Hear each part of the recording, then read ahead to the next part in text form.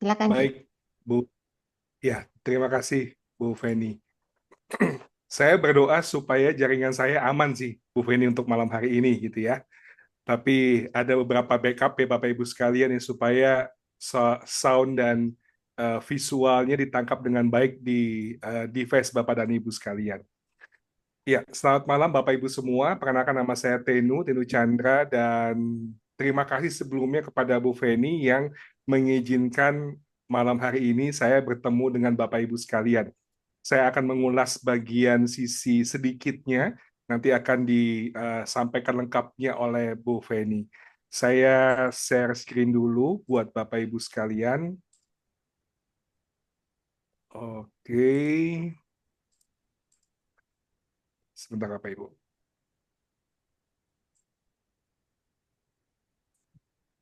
Ya.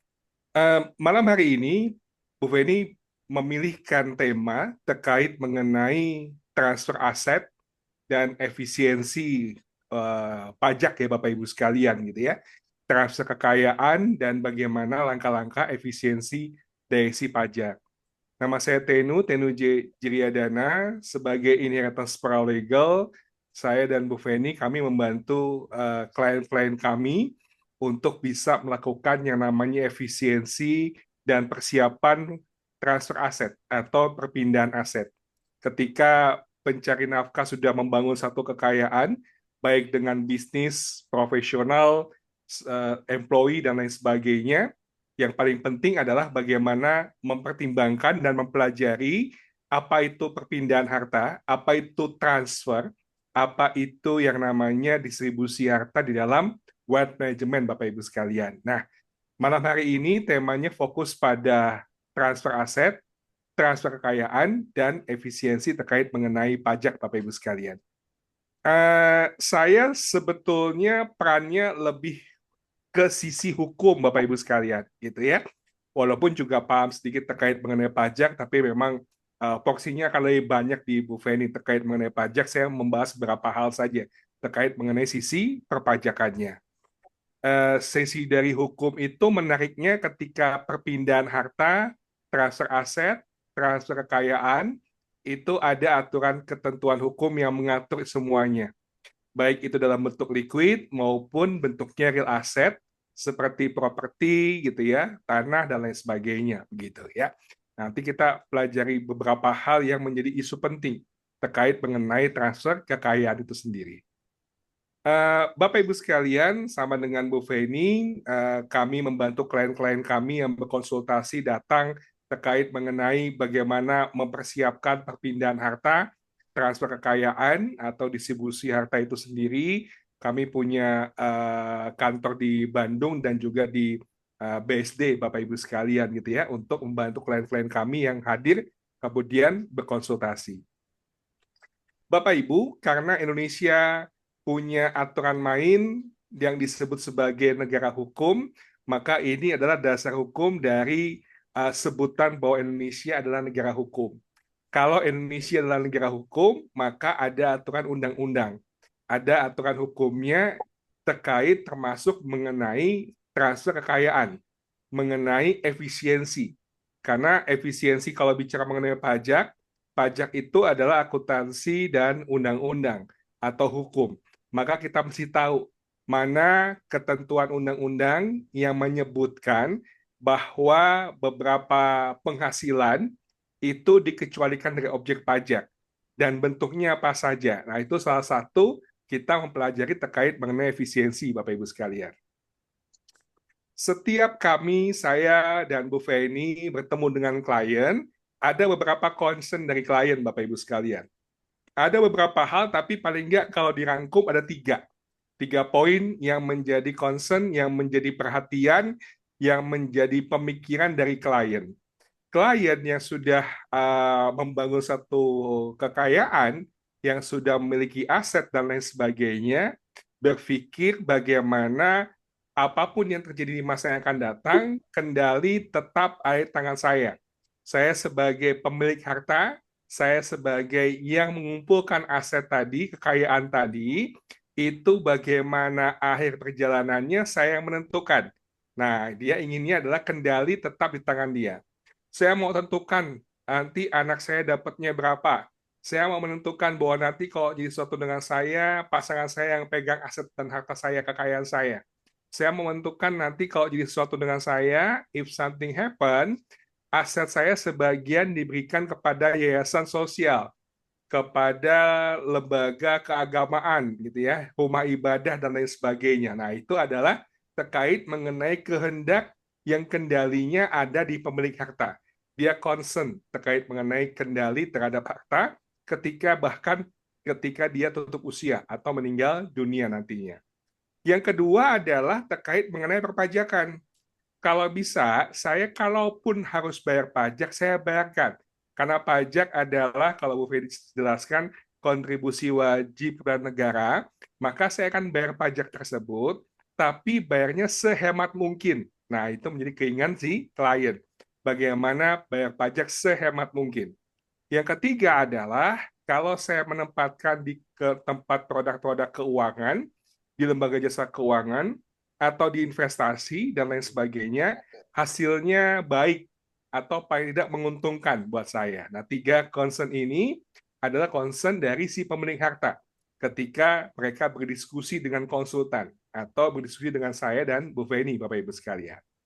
Kita bahas satu persatu, Bapak Ibu, terkait mengenai kendali.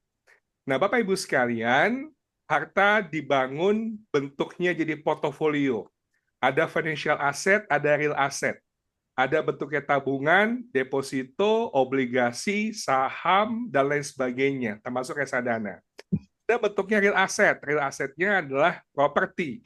Propertinya nanti ada yang produktif dan non-produktif. Yang produktif itu bisa menghasilkan karena dikontrakkan atau disewakan. Yang non-produktif dia tempati rumah tersebut, begitu. Apapun itu, dia punya nilai yang harapannya dari waktu ke waktu nilainya semakin meningkat. Itu Bapak Ibu sekalian. Nah, dia sudah kumpulkan harta, dia punya keinginan terhadap hartanya. Saya mau menentukan bagaimana akhir perjalanan harta saya. Siapa yang akan terima harta ini? Siapa yang akan menerimanya dan berapa banyak yang akan dia terima? Dia ingin punya kendali. Dia menginginkan kendali penuh ada di tangannya. Apalagi kalau bicaranya bentuknya perusahaan, Bapak Ibu sekalian. Perseroan terbatas. Ada pembagian kepemilikan saham. Nah, dia sudah menentukan. Saya punya anak ada 5, ada anak saya yang saya siapkan untuk melanjutkan bisnis yang sudah saya bangun sekian tahun, gitu ya. Nah, setiap pemilik harta punya kehendak-kehendaknya. Nah, untuk bisa punya kendali, walaupun resiko kehidupan terjadi di masa yang akan datang, maka secara hukum ada ketentuan bagaimana membuat sebuah kehendak, Bapak Ibu sekalian, gitu ya. Bagaimana aset atau harta atau kekayaan itu berujung pada keinginan dari si pemilik harta. Saya mau kasih kepada siapa, saya mau berikan kepada siapa, tergantung saya. Semua saya yang tentukan. Nah, itu bisa dilakukan kalau si pemilik harta paham ada yang namanya testamen, Bapak Ibu sekalian. Nah, apa itu testamen? Testamen adalah sebuah wasiat. Kalau wasiat diatur di pasal 875 Kitab Undang-Undang Hukum Perdata, Bapak Ibu, di mana isinya adalah kehendak dari pemilik harta, apa yang akan terjadi terhadap hartanya ketika dia tutup usia atau meninggal dunia di kemudian hari, ya. Jadi dia bentuk hartanya apa saja, dia mau berikan kepada siapa, berapa besaran dia berikan dan lain sebagainya, dia bisa tuangkan di dalam testamennya. Dia bisa tuangkan di dalam surat wasiatnya. Nah, tapi untuk bisa dilaksanakan dengan baik, maka yang namanya testamen perlu didaftarkan. Kemana? Ke daftar pusat wasiat. Daftar pusat wasiat didaftarkan oleh siapa? Nah, ketika dia membuat sebuah wasiat atau testamen, dia membuatnya di hadapan yang namanya notaris, Bapak Ibu sekalian, gitu ya. Sehingga nanti notaris bisa memberikan arahan, pertimbangan hukum, dan lain sebagainya. Buat si pemilik harta menentukan akhir perjalanan hartanya. Diberikan kepada siapa, berapa besarannya, dan lain sebagainya. Gitu, oke? Nah, Bapak Ibu sekalian, setiap klien datang kepada kami, datang ke saya, datang ke Bu Feni, endingnya biasanya kami sarankan untuk membuat yang namanya surat kehendak. Ya, Surat kehendak dibuat sesuai dengan ketentuan undang-undang dan lain sebagainya. Supaya apa? Supaya bisa dilaksanakan di kemudian hari. Banyak pertimbangannya, Bapak Ibu sekalian. Tapi yang terpenting adalah sebetulnya kami selalu menyarankan untuk membuatkan yang namanya pendamping harta atau pendamping wasiat tersebut, ya. Karena bagaimanapun wasiat itu tidak mudah untuk dilaksanakan. Wasiat itu terkadang ada biaya yang mesti dikeluarkan, ya. Terutama kalau bentuknya adalah hartanya bentuknya properti. Ada pajak daerahnya, ada biaya notarisnya, PPAT dan lain sebagainya untuk peralihan kepemilikannya, ya. Sehingga kami selalu sarankan, saya dan Uwe ini selalu sarankan untuk dibuatkan yang namanya pendamping wasiat dalam bentuk yang namanya kontrak pertanggungan atau polis asuransi jiwa. Tujuannya apa? Tujuannya untuk memastikan ketika ada wasiat pasti ada yang namanya pelaksana wasiat. Saya ulangi Bapak Ibu sekalian, ya. Ketika ada wasiat pasti ada namanya pelaksana wasiat. Pelaksana wasiat inilah yang akan memastikan wasiat dilaksanakan sesuai dengan isi wasiatnya. Supaya bisa dilaksanakan, maka butuh yang namanya likuiditas yang dijaga. Dengan cara apa? Dengan cara menambahkan polis asuransi jiwa atau kontrak pertanggungan. Nah, itu penting Bapak Ibu sekalian, ya. Karena pelaksanaan yang tidak mudah, maka butuh pendamping harta dalam bentuk kontrak pertanggungan atau polis asuransi jiwa, Bapak Ibu sekalian. Oke? Nah, sebab yang namanya harta ada ketentuan hukumnya. Kalau harta dalam bentuk tabungan, deposito, rumah, ruko, dan lain sebagainya gitu ya, ada ketentuan hukum yang akan mengatur bagaimana cara perpindahan hartanya. Siapa yang akan menerima tersebut, harta tersebut. Berapa besaran yang akan diterima. Itu ada ketentuan hukumnya. Tapi kalau ada wasiat, maka wasiatlah yang didahulukan. Tapi kalau ada testamen, testamenlah yang didahulukan. Tapi kalau ada surat kehendaklah yang didahulukan. Nah, itu menjadi penting Bapak Ibu sekalian, ya. Sehingga kami selalu sarankan untuk pemilik harta membuat yang namanya surat kehendak atau wasiat gitu. Oke. Nah, kenapa mesti harus ada pendampingnya dalam bentuk kontrak pertanggungan? Sebab yang namanya pendamping dalam bentuk kontrak pertanggungan atau polis asuransi jiwa, dia akan memberikan yang namanya harta baru Bapak Ibu sekalian yang akan diberikan kepada yang ditunjuk. Siapa yang ditunjuk? Ya, yang ditentukan oleh si pemegang polisnya atau si pemilik hartanya.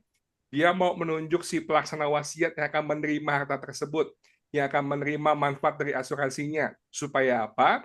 Supaya sebagai bekal untuk memastikan wasiatnya bisa dilaksanakan dengan baik, karena bagaimanapun wasiat punya tantangan untuk melaksanakannya, Bapak Ibu sekalian, ya. Jadi betul-betul diperhitungkan ketika membuat yang namanya surat kehendak atau wasiat tersebut. Begitu. Oke. Bapak Ibu sekalian, kita bahas yang kedua. Yang kedua adalah bicara mengenai efisiensi dalam pembayaran pajak. Efisiensi artinya adalah kita membayar pajak sehemat mungkin. Itu keinginan dari pemilik harta. Inginnya bayar sehemat mungkin. Nah, untuk bisa membayar sehemat mungkin, kita harus paham mengenai undang-undang, terutama undang-undang perpajakan. Ya, salah satunya yang kita pelajari adalah kita harus paham mengenai Undang-Undang Nomor 7 Tahun 2021 tentang Harmonisasi Peraturan Perpajakan atau HPP.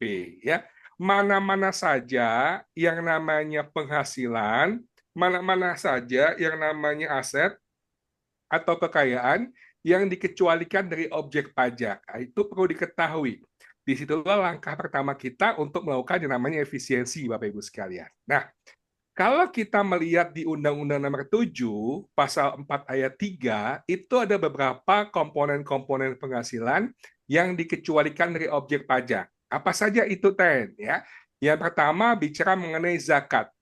Artinya kalau kita orang pribadi, kita mengeluarkan uang untuk kepentingan agama, itu dikecualikan dari objek pajak.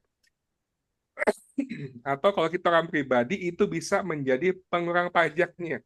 Kalau misalnya dia punya penghasilan 10 juta, 1 jutanya dia buat yang namanya membayar zakat, atau dia membayar perpuluhan, dan lain sebagainya, maka yang akan kena pajak adalah yang 9 jutanya. Begitu Bapak Ibu sekalian. Nah, itu ada aturannya, ada PMK-nya, dan lain sebagainya. Ya. Jadi sumbangan keagamaan itu termasuk yang dikecualikan dari objek pajak. Lanjut, hibah. Hibah ini adalah kalau dalam ketentuan kitab Undang-Undang Hukum Perdata adalah pemberian cuma-cuma. Siapa yang memberikan secara cuma-cuma? Biasanya orang tua kepada anaknya, ya, bapak ibu kepada putra-putrinya memberikan hibah. Hibah bentuknya apa? Bisa hibah dalam bentuk yang namanya aset properti, bisa juga hibah dalam bentuk uang tunai, juga bisa, Bapak-Ibu sekalian, ya. Kalau hibahnya dalam bentuk uang tunai diberikan kepada anak, boleh nggak? Jawabannya boleh. Pertanyaannya adalah kalau misalnya yang diberikan adalah 500 juta, boleh, boleh. Asal dilaporkan hibahnya. Selanjutnya adalah pertanyaan, apakah itu objek pajak? Nah, jawabannya, dia dikecualikan dari objek pajak. Tapi ada persyaratannya, Bapak-Ibu sekalian. Ya.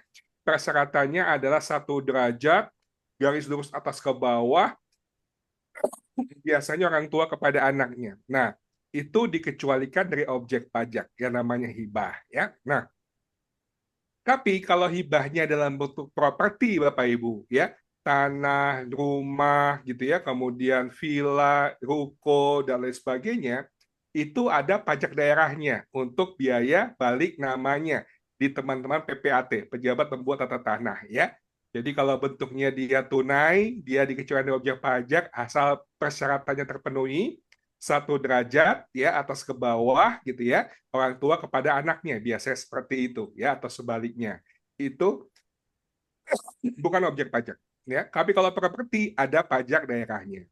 Lanjut, apalagi yang lain? Berikutnya adalah waris, Bapak Ibu sekalian. Nah, kalau hibah yang memberikan harta kekayaan, yang menerima kekayaan atau harta atau aset itu dua-duanya masih hidup. Tapi kalau waris yang memberikannya sudah nggak ada. Ketika pemilik harta sudah tutup usia, jatuh kepada ahli waris, itu namanya proses waris, Bapak Ibu sekalian. Nah, sama, yang namanya waris itu dikecualikan dengan objek pajak atau bukan objek pajak, ya. Nah, ada syaratnya nggak seperti hibah, 1 derajat, garis lurus atas ke bawah? Jawabannya nggak ada. Ya, selama atau sejauh dia judulnya adalah waris, dia dikecualikan pajak, bukan objek pajak, begitu ya. Tapi kalau misalnya bentuknya properti, sekali lagi, tanah, rumah, villa, ruko, dan lain sebagainya, dia ada pajak daerahnya, Bapak Ibu sekalian. Oke? Lanjut, apalagi? Yang berikutnya adalah dividen. Bapak Ibu sekalian, dividen itu adalah sebetulnya objek pajak. Dia kena pajak PPA final, ya angkanya adalah 10%, lumayan.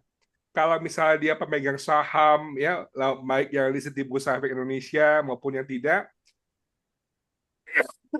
ketika dia terima 100 juta dividen, maka dia harus bayar 10%-nya. Berarti 10 jutanya sebagai pajak dividen yang dia mesti bayar. Nah, itu dividen. Tapi bisa juga dividen dikecualikan dari objek pajak. Caranya gimana? Lakukan yang namanya reinvestasi. Begitu terima dividen atas kepemilikan saham, dibagikan dalam rapat umum saham tahunan, diterima oleh investornya, gitu ya, maka dividennya nggak langsung dikonsumsi, nggak langsung dipakai, Bapak Ibu, tapi direinvestasi. Baik direinvestasi dalam bentuk obligasi, dibelikan saham lagi, dalam bentuk deposito, disimpan dalam bentuk reksadana, dan lain sebagainya, termasuk di polis asuransi jiwa, dia dikecualikan di objek pajak asalkan direinvestasi selama 3 tahun, Bapak Ibu sekalian, begitu ya, supaya tidak kena pajak yang namanya PPA final, direinvestasi, dilaporkan selama 3 tahun berturut-turut, begitu ya. Selanjutnya apalagi? Yang selanjutnya adalah pembayaran dari perusahaan asuransi. Jadi Bapak Ibu sekalian, pembayaran dari perusahaan asuransi itu dikecualikan dari objek pajak atau bukan objek pajak, begitu Bapak Ibu sekalian ya. Nah, ini adalah dasar hukumnya bahwa asuransi itu dikecualikan dari objek pajak, Bapak Ibu sekalian ya. Di pasal 4 ayat 3 huruf E-nya Undang-Undang Nomor 7 tahun 2021 tentang HPP, Harmonisasi Peraturan Perpajakan ya, termasuk di dalam ketentuan atau penjelasannya di penjelasan halaman 49 di undang-undang yang sama gitu ya, terkait mengenai pembahasan penggantian santunan yang diterima oleh orang pribadi gitu ya, sehubungan dengan asuransi kecelakaan jiwa, dwi guna, asuransi beasiswa, bukan merupakan objek pajak ya. Sehingga di sini jelas ya, ini salah satu produk keuangan dari lembaga jasa keuangan non-bank itu dikecualikan dari objek pajak. Dasar hukumnya adalah Undang-Undang Nomor 7 tahun 2021, Bapak Ibu sekalian. Lanjut kita. Nah, ini adalah penjelasan mengenai reinvestasi. Ada dalam PMK 18 tahun 2021 bahwa agar dividen dikecualikan dari pajak yang 10% PPh final, maka direinvestasi. Baik itu dividen dari dalam negeri, dividen dari luar negeri, kita reinvestasi masuk ke Indonesia, ya, disimpan, dimasukkan dalam obligasi syariah atau sukuk, kita belikan saham lagi, atau disimpan dalam deposito, gitu ya, dan lain sebagainya, termasuk produk asuransi yang terkait dengan investasi, itu dikecualikan dari objek pajak dengan persyaratan reinvestasi selama 3 tahun dan dilaporkan selama 3 tahun berturut-turut itu, Bapak Ibu sekalian. Begitu. Oke? Nah, dengan melakukan reinvestasi, gitu ya, maka tadinya dikenakan 10% PPh final atas dividennya, maka ketika reinvestasi selama 3 tahun, jadi dia tidak perlu yang namanya bayar 10%, jadi pajak dividennya menjadi 0, menjadi dikecualikan dari objek pajak, asalkan dilaporkan selama 3 tahun tadi. Begitu, Bapak Ibu sekalian. Oke? Nah, terkait mengenai apa namanya pelaporan itu penting Bapak Ibu sekalian ya, karena bagaimanapun ketika dilaporkan itu datanya menjadi matching gitu ya. Kalau kita punya dividen, kemudian tiba-tiba kantor pajak tanya, nih dividen belum bayar pajak ini 10%-nya gitu ya. Kita sampaikan, oh saya sudah lapor ya, terutama di dalam sistem Cortex-nya. Saya sudah laporkan supaya datanya matching nanti di kantor pajak. Oh iya, ini sudah disimpan dalam bentuk deposito atau dalam bentuk asuransi gitu ya. Kemudian siap menjawab ketika di kemudian hari ada pertanyaan dari kantor pajak ya terkait mengenai penghasilan kita yang didapatkan baik dari dividen maupun dari yang lain sebagainya yang kita sudah reinvestasi dalam produk-produk yang sudah ditentukan dalam PMK gitu ya dan kita sudah laporkan dalam laporan Cortex-nya itu Bapak Ibu sekalian begitu. Nah, saya lanjut yang ketiga. Yang ketiga adalah hasil yang menguntungkan. Nah, klien atau nasabah terkadang menginginkan hasil yang menguntungkan, gitu ya. Hasil yang menguntungkan gimana? Hasil yang menguntungkan itu adalah salah satu yang mesti kita lakukan supaya menguntungkan, lakukan yang namanya diversifikasi, Bapak Ibu sekalian. Diversifikasinya bagaimana, Tem? Tempatkan keuangan pada beberapa instrumen keuangan. Yang salah satunya adalah dalam bentuk tabungan atau deposito untuk menjaga likuiditas. Yang kedua, lakukan yang namanya investasi. Investasi ada dua, financial asset atau real asset. Masing-masing punya resikonya. Kita harus punya toleransi resikonya, pilih sesuai dengan toleransi resiko yang kita miliki. Ya, oh saya mau resikonya kecil, cari investasi yang resikonya kecil. Misalnya obligasi, pilih obligasi adalah obligasi negara. Obligasi negara yang dijamin oleh pemerintah, itu resikonya kecil gitu ya. Saya suka yang agresif. Nah, saham bisa jadi satu pilihan Bapak Ibu sekalian ya. Saham itu bisa jadi pilihan, tapi kita perlu banyak pemahaman, pengetahuan dan juga itu Bapak Ibu sekalian. Yang ketiga adalah miliki yang namanya polis asuransi jiwa sebagai pendamping harta. Sebabnya kenapa? Karena tadi kita sudah lihat bahwa dia dikecualikan dari objek pajak ketika mendapatkan manfaat maupun juga santunannya. Jadi untuk mendapatkan keuntungan, lakukan namanya diversifikasi. Ini ya yang paling simpel untuk diversifikasi, Bapak Ibu sekalian. Nah, kenapa perlu diversifikasi? Karena aset yang dimiliki, baik dalam bentuk liquid, ya, liquid tabungan deposito maupun investasi finansial, saham, obligasi segala macam, gitu ya, maupun juga dalam bentuk properti, ada yang namanya proses distribusi, proses perpindahan aset, proses transfer kekayaan pada generasi berikutnya, ya. Nah, proses tersebut membutuhkan dokumen-dokumen pendukung, salah satunya adalah SKAW atau surat keterangan ahli waris yang dikeluarkan oleh satu kelurahan atau yang dikeluarkan oleh notaris atau yang dikeluarkan oleh balai harta peninggalan. Nah, tinggal pilih dia keluarkan dari lembaga yang mana. Nah, biasanya yang paling dasar itu dikeluarkan oleh kelurahan kecamatan, Bapak Ibu sekalian. Dan hari ini tidak mudah untuk membuat yang namanya SKW.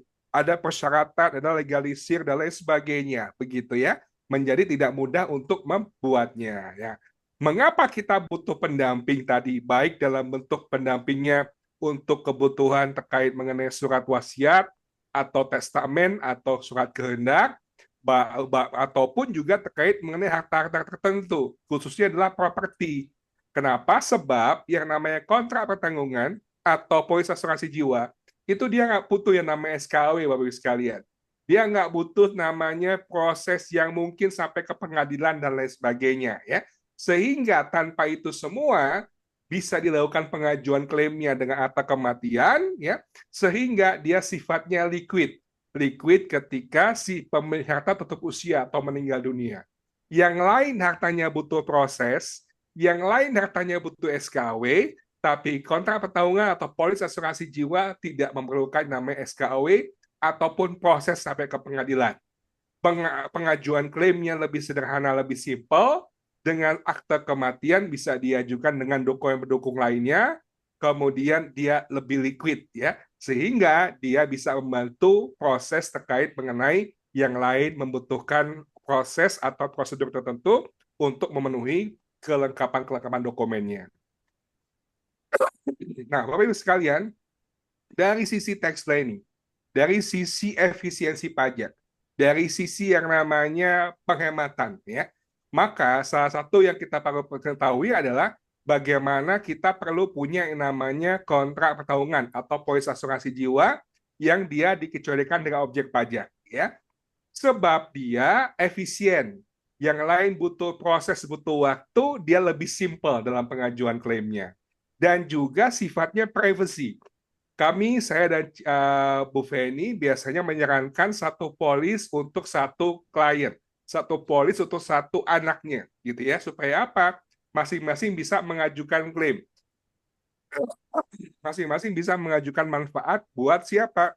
Buat dirinya di kemudian hari, sehingga dia dengan memiliki yang namanya polis atas nama dirinya sebagai putra atau putri dari si pemilik harta yang menjadikan dirinya sebagai penerima manfaat, dia bisa mengajukan klaim kepada perusahaan asuransi dan untuk manfaat yang namanya menjaga likuiditas. Bapak Ibu sekalian, itu yang bisa saya sampaikan secara singkat buat Bapak Ibu sekalian. Semoga apa yang disampaikan punya manfaat Bapak Ibu sekalian. Selanjutnya, Bu Feni akan memberikan penjelasan secara lengkap buat Bapak dan Ibu terkait mengenai transfer kekayaan dan efisiensi untuk pajak. Saya persilakan kepada Bu Feni. Silakan Bu Feni. Thank you, Chief. Wow, kita sudah banyak tahu secara hukum, bahkan juga dikasih satu moto yang paling keren ya, yang saya paling suka dari Chief Tenu itu, kita pasti maunya bisa mengendalikan harta kita. Dan kita bisa hemat, terutama dalam hal perpajakannya, efisiensinya, bahkan kita mau untung. Jangan sampai kita pun juga salah penempatan, akhirnya buntung gitu ya. Lebih baik kita untung. Oke, saya akan lanjutkan materi hari ini. Tetap kembali dengan tema yang sama, transfer kekayaan, dan tentunya bagaimana efisiensi pajaknya, terutama terhadap pajak atas kekayaan. Bapak Ibu mungkin yang sudah kenal saya sedikit perkenalkan lagi.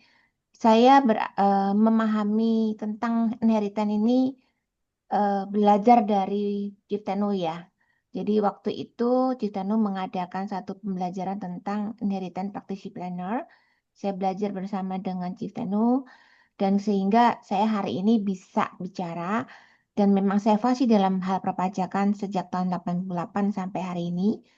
Saya juga memiliki klien lebih dari mendekati 500 klien hari ini dan juga saya menangani banyak permasalahan perpajakan Bapak Ibu. Jadi kalau Bapak Ibu nanti bingung cara melaporkannya, apalagi dengan Perkortex nanti, itu akan sangat lebih jelas dan lengkap.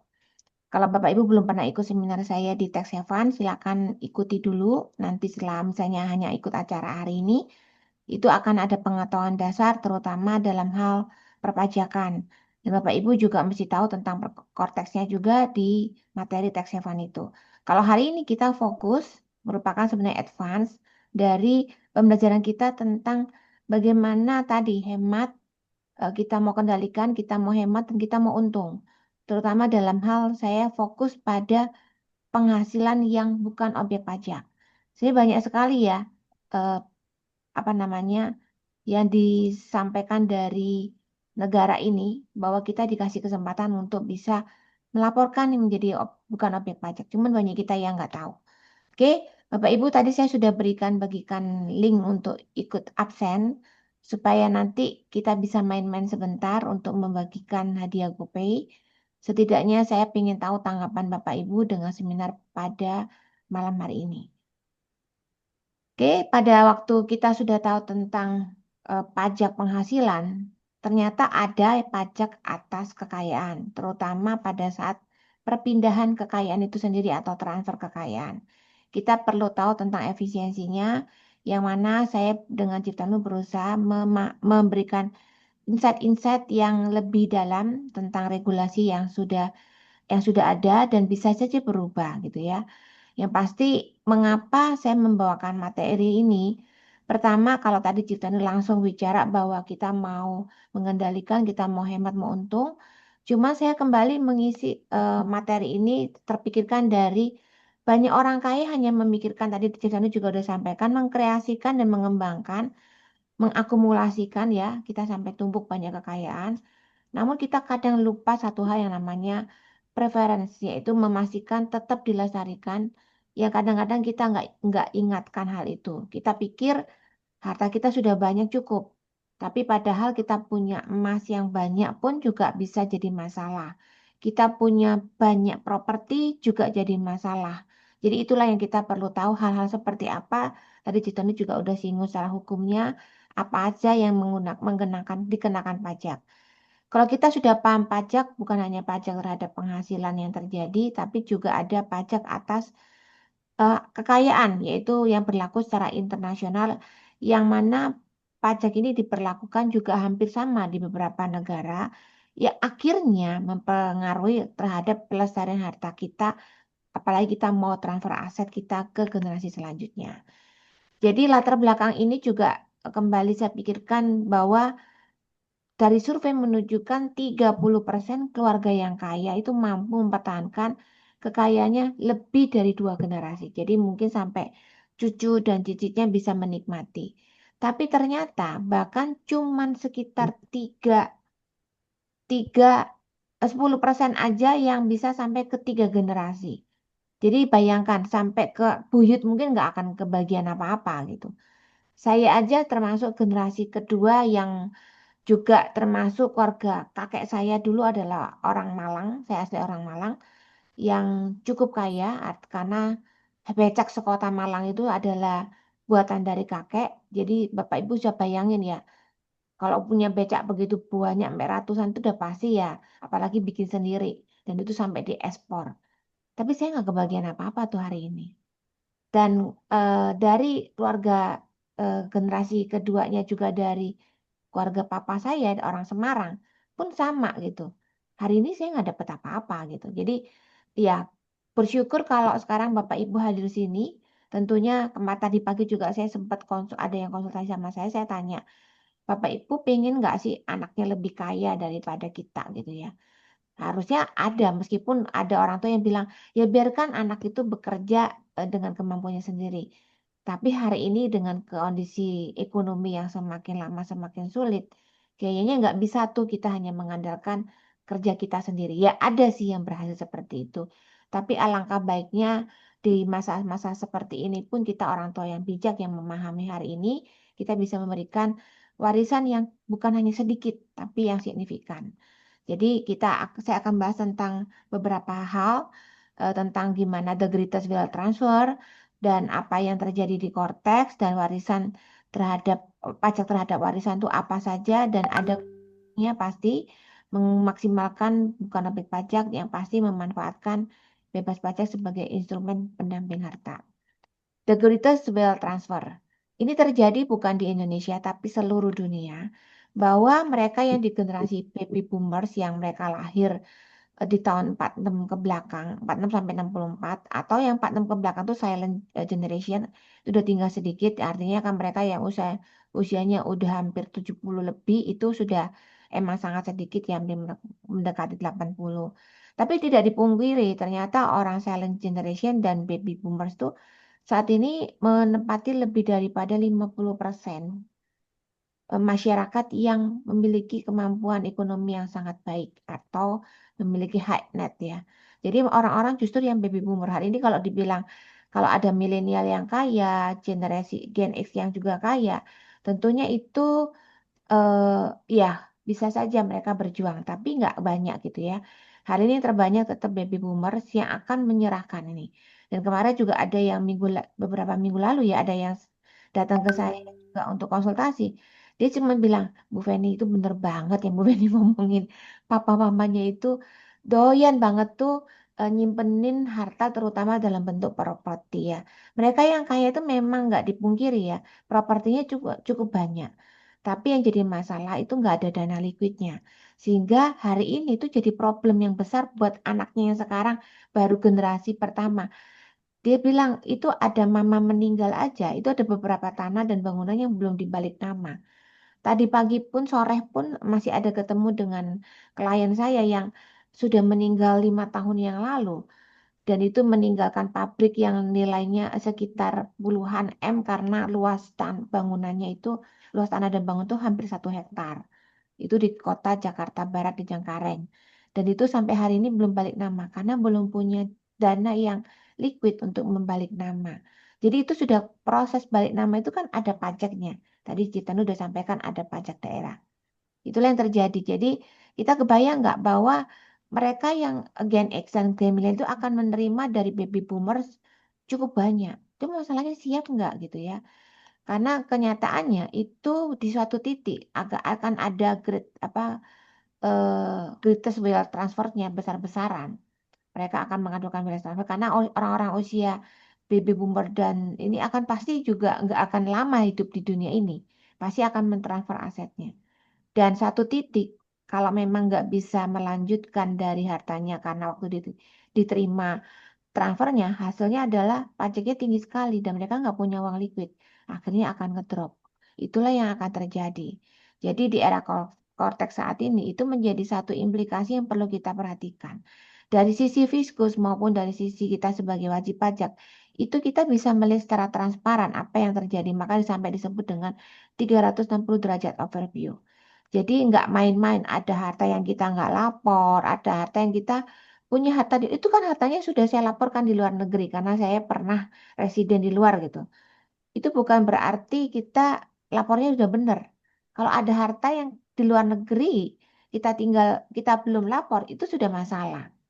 Even itu berupa bunga deposito di luar, bunga tabungan di luar, kita nggak laporkan penghasilannya. Itu juga sudah salah. Tadi ceritanya juga membahas tentang SP2DK. Tinggal SP2DK itu akan datang. Jadi pastikan Bapak Ibu melaporkan dengan benar. Dengan adanya 360 derajat pun rekening bank juga akan tahu.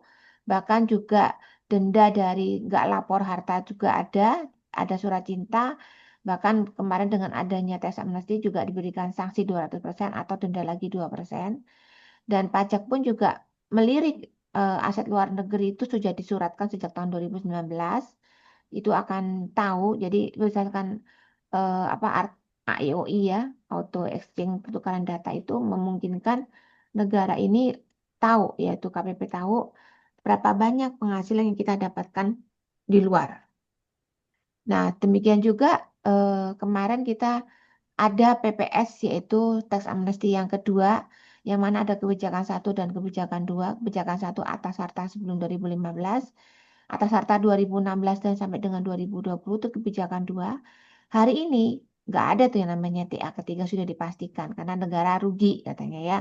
Nah, yang pasti kalau kita sudah lakukan tes amnesti yang lalu, itu pun juga kadang kita lapornya belum maksimal, masih banyak yang ketinggalan. Saya kemarin di Desember yang lalu sudah melakukan tes amnesti ulang ke nasabah saya yang gara-gara eh, apa namanya ada depositonya belum dilaporin.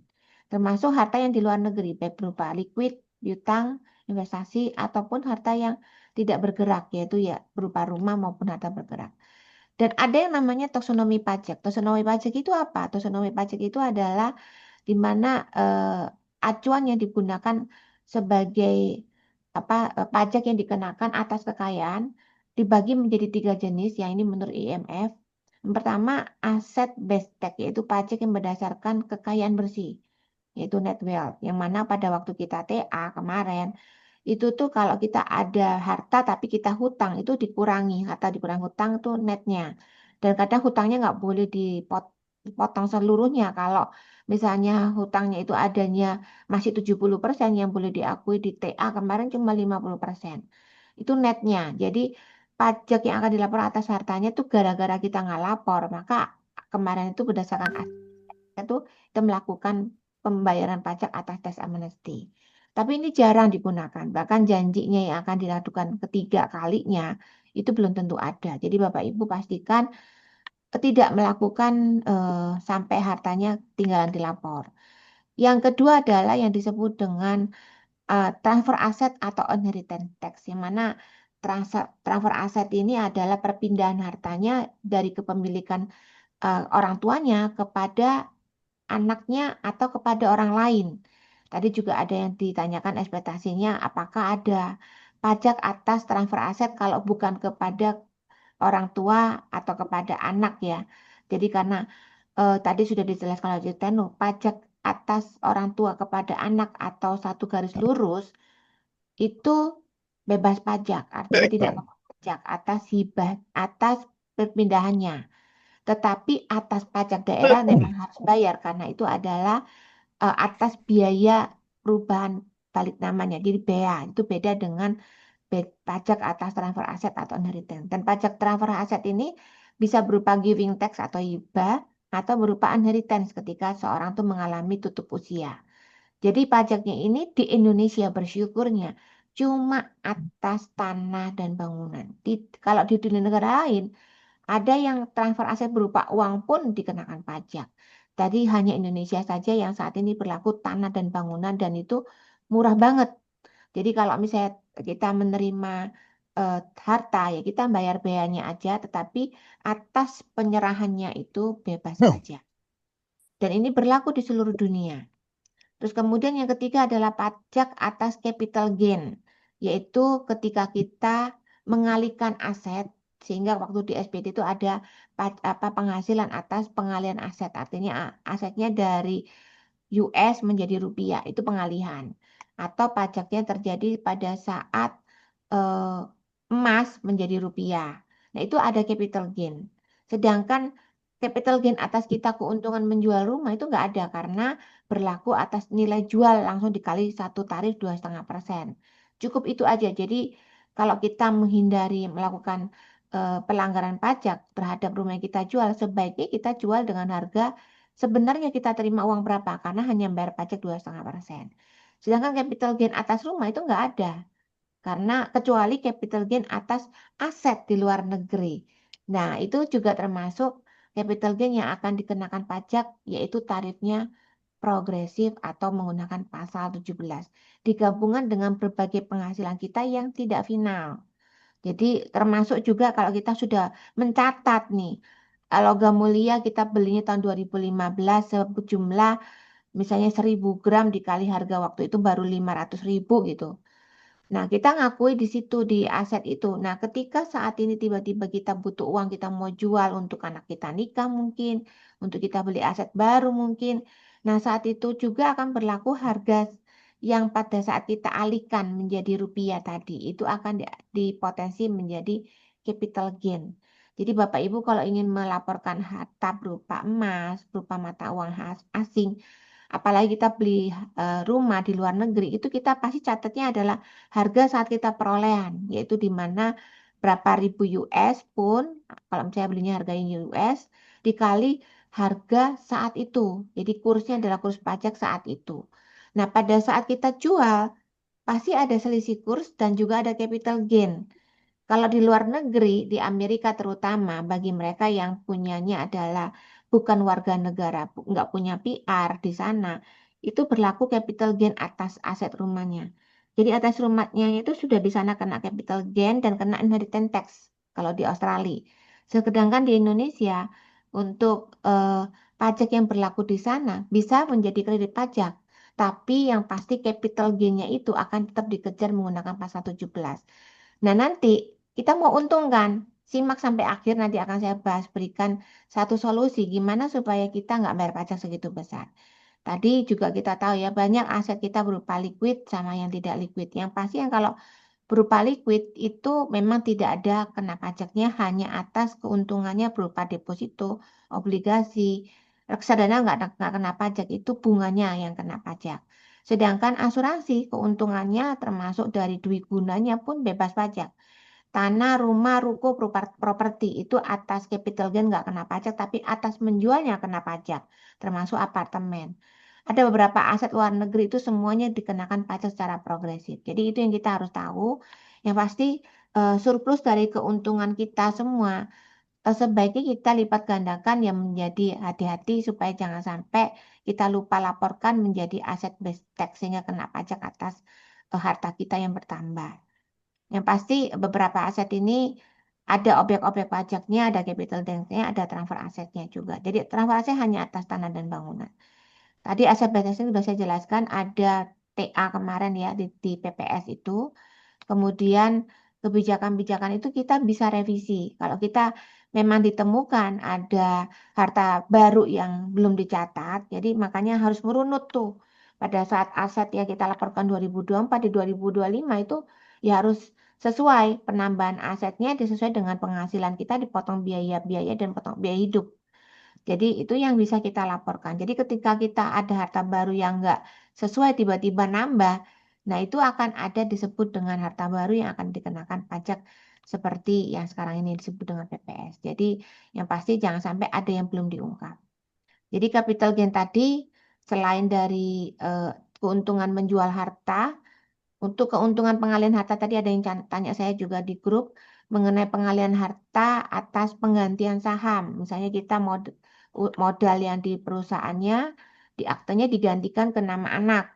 Jadi ada yang dihibah kepada anak. Nah, hibah ini ada surat notaris hibahnya dan juga apakah ada risiko pajak sepanjang asetnya nilai daripada nilai saham per per sahamnya itu harganya sama, tidak ada peningkatan, tidak ada capital gain, maka tidak kena pajak. Tapi kalau misalnya ada, akan dianggap capital gain.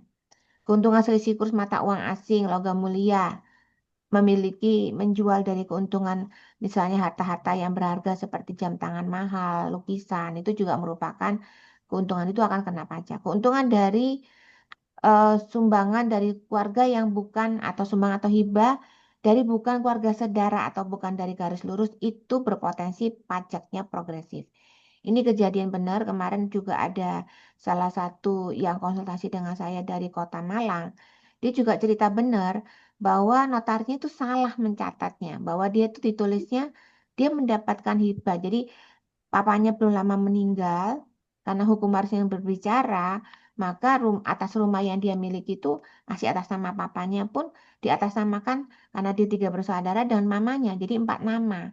Tapi dari mamanya dan dua adiknya ini bilang, saya ngalah mau buat Cece aja, buat Cece biar namanya atas nama Cece aja. Tapi apa yang terjadi? Di dalam surat jual beli, bukan di pinggir jual beli oleh notaris, tapi ditulis hibah. Sehingga dia tulislah dia laporkan hibahnya di SPT dia bahwa dia menerima hibah senilai dari hibah dari bagiannya mamanya dan kebagian daripada adiknya dua. Nah, kemudian dipanggillah dia dapat SP2DK, ditanya ini hibah-hibah apa? Hibahnya mana surat hibahnya? Ada surat hibahnya yaitu dari adiknya itu 4M. Bapak Ibu, apa yang terjadi? Atas 4M, dia harus membayar pajak 30% karena kan nilainya sudah sampai progresif 30%, sehingga sekitar 1,2 miliar diam-diam hanya harus membayarkan pajak atas rumah yang dihibah dari adik kakaknya. Jadi itu tadi satu kesalahan ya ketika kita nggak ngerti, ketemu notaris yang juga nggak pas, nggak paham, termasuk dari kakek nenek ke cucu, paman bibi keponakan. Kemarin juga ada yang konsul sama saya itu karena dia itu memang tidak punya anak, sedangkan properti dia sangat banyak, dia ingin bagi ke 7 ponakannya. Nah, Bapak Ibu ini ada resiko capital gain. Nah, caranya gimana supaya capital gain itu dibayarin? Nah, itulah yang akan saya bahas di akhir sesi. Demikian juga tambahan kekayaan yang lain yang belum dikenakan pajak. Dan lapornya di mana? Di bagian kalau Bapak Ibu nanti isi dari bagian penghasilan yang tidak termasuk final, tadi berarti tidak final. Dari keuntungan penjual harta dan pengalihan harta dilaporkan di sini. Jadi itu pasti ketahuan. Dan pajak progresif itu seperti ini, 60 juta pertama 5%, sampai dengan 255 15% dan seterusnya sampai di atas 5 miliar itu 35%. Dan bagaimana pajak yang kripto di Indonesia ini kebetulan Bapak Ibu ada yang mungkin investasikan. Di beberapa negara itu pajaknya lumayan ya, ada yang kena 55%, ada yang 20%. Tapi untuk di Indonesia ada peraturan baru per 2025 kemarin untuk terlakukan transaksi exchange-nya di Indonesia. Jadi yaitu di Indodax dan toko kripto itu dipotong oleh 0,1 oleh toko kripto atau Tokopedia, toko kripto atau Indodax-nya. Sedangkan kalau misalnya nggak terdaftar di Indonesia, maka harus bayar sendiri 0,2 atau merupakan dari pendapatan dari mining dikenakan pajak 2,5%. Jadi itu perpajakan yang berlaku yang terbaru. Sedangkan wire transfer sekarang, kalau wire transfer tadi Ciptanu juga jelaskan nggak ada pajak atas pengalian haknya, tapi atas bea penerimaan warisan, penerimaan hibah harus membayar pajak. Hibah yang dari saudara, bukan saudara tadi saya sudah jelaskan kakek nenek itu akan dikenakan pajaknya progresif. Hibah dari lintas generasi termasuk warisan dari hartanya yang tidak tercatat di pemberi waris itu juga jadi resiko pemberi warisnya itu atau pemberi hibahnya tidak pernah melaporkan. Nah, ini bahaya sekali. Jadi itu akan menjadi risiko ada harta yang belum terungkap. Nah, kembali ke inheritance tax atau transfer aset ini, itu sebenarnya pajak yang paling tidak disukai oleh masyarakat dan nggak populer. Berapa banyak orang yang konsultasi sama saya, mereka cuma bilang, oh iya iya, ternyata rumah dan tanah dan bangunan itu meninggalkan pajak waris. Dan pajak waris ini dianggap kejam karena di saat orang berduka malah harus membayar BPHT, BPHTB. BPHTB-nya tergantung apakah dia sudah lapor SPT apa enggak. Jadi atas di berbagai negara pun berlaku hal ini. Ada transfer aset yang atau transfer tax-nya, ada giving tax-nya. Nah, untuk tanah dan bangun tadi sudah sekali lagi itu adalah dikenakan atas pajak, yaitu kalau untuk pengalian haknya seperti kita menjual itu dikenakan 2,5%, ini bisa dibebaskan dengan mengajukan surat keterangan bebas kepada bisa sekarang bisa melalui Cortex atau bisa melalui offline datang ke kantor. Itu jika harta warisnya nggak dicatat di dalam SPT itu akan menjadi masalah. Demikian juga BPHTB itu harus membayar 5% dari nilai NJOP-nya dipotong 60 juta kalau hibah, 80 juta kalau itu sampai kecuali di Indonesia bisa sampai dengan 1 miliar tidak bayar pajak. Dan ada biaya bukan merupakan penerimaan negara, jadi penerimaan negara bukan pajak seperti cas sertifikat, balik nama itu segala macam itu adalah biaya-biaya yang akan terjadi. Maka biasanya pada waktu kita terima warisan, ya setidaknya kita biaya-biayanya 5% itu nggak bisa mengelak, dipotong dan ditambah lagi biaya PNBP-nya ini. Bisa hampir 5% juga, jadi totalnya setidaknya 10% daripada nilai NJOP-nya. Jadi ini juga ada saya jelaskan tentang gimana cara mengajukan SKB. Bapak Ibu isinya di AS di bagian layanan pilih AS 05 1905 terus masuk ke LA 1905 di situ Bapak Ibu bisa mengajukan surat keterangan bebas secara online di Cortex. Dan ada satu lagi di dalam masalah tanah dan bangunan itu adalah ketika kita punya aset, kadang aset kita tuh seolah-olah tuh ya bertambah nilainya kalau laku ya, kalau strategis. Jadi nggak salah tempat karena banyak juga orang yang investasi akhirnya bodong atau gagal bangun. Belum lagi biaya PBB-nya. Belum lagi kalau ternyata menjadi dikuasai orang lain. Tadi juga ada yang datang ke saya, dia bilang tanahnya itu warisan dari eh, neneknya. Sampai hari ini ternyata udah jadi milik Pemda. Ternyata ya mungkin karena juga sudah lebih dari 30 tahun, yang pasti ini berdasarkan Undang-Undang Nomor 1055 hartanya jadi milik negara. Itu benar-benar terjadi oleh klien saya yang tadi pagi ngobrol itu juga di Bandung ya. Jadi pasti itu berlaku juga. Maka Bapak Ibu punya aset diversifikasi. Jangan banyak jangan banyak-banyak apa namanya harta yang berupa properti karena itu akan meninggalkan ya, diversifikasi aja intinya ya. Terus kemudian di luar negeri gimana? Di luar negeri itu nyeritannya juga lumayan kejam. Di Korea ini apa dari Samsung pun bayar sampai 10 billion ya. Demikian juga pemilik dari LG di Jepang juga. Ini juga sampai dengan 817 juta US. Sedangkan di negara lain, di Perancis, di Jepang, jadi ada klien saya yang bercita-cita pengen hidup di Amerika dan di London. Dia kemarin waktu Lebaran dia survei ke sana, dia kaget. Memang benar ada beberapa negara di sana tuh memang pajaknya sampai 40 sampai 45%. Jadi ini terjadi sampai dengan di Perancis pun sampai dengan 60% dari taxnya. Jadi kalau di Indonesia cuma kena berapa tadi? 25% doang itu sudah sangat murah. Jadi pajak usaha juga yang kalau misalnya orang tutup usia itu juga diwariskan. eh, yang pasti mencatatnya dengan benar dan ada kewajiban hutang pajak juga diwariskan ya. Nah, yang pasti kalau kita terjadi perpindahan harta, harta itu menjadi dibekukan. Hutang menjadi jatuh tempo, pajak harus diwariskan. Biaya hidup harus berjalan.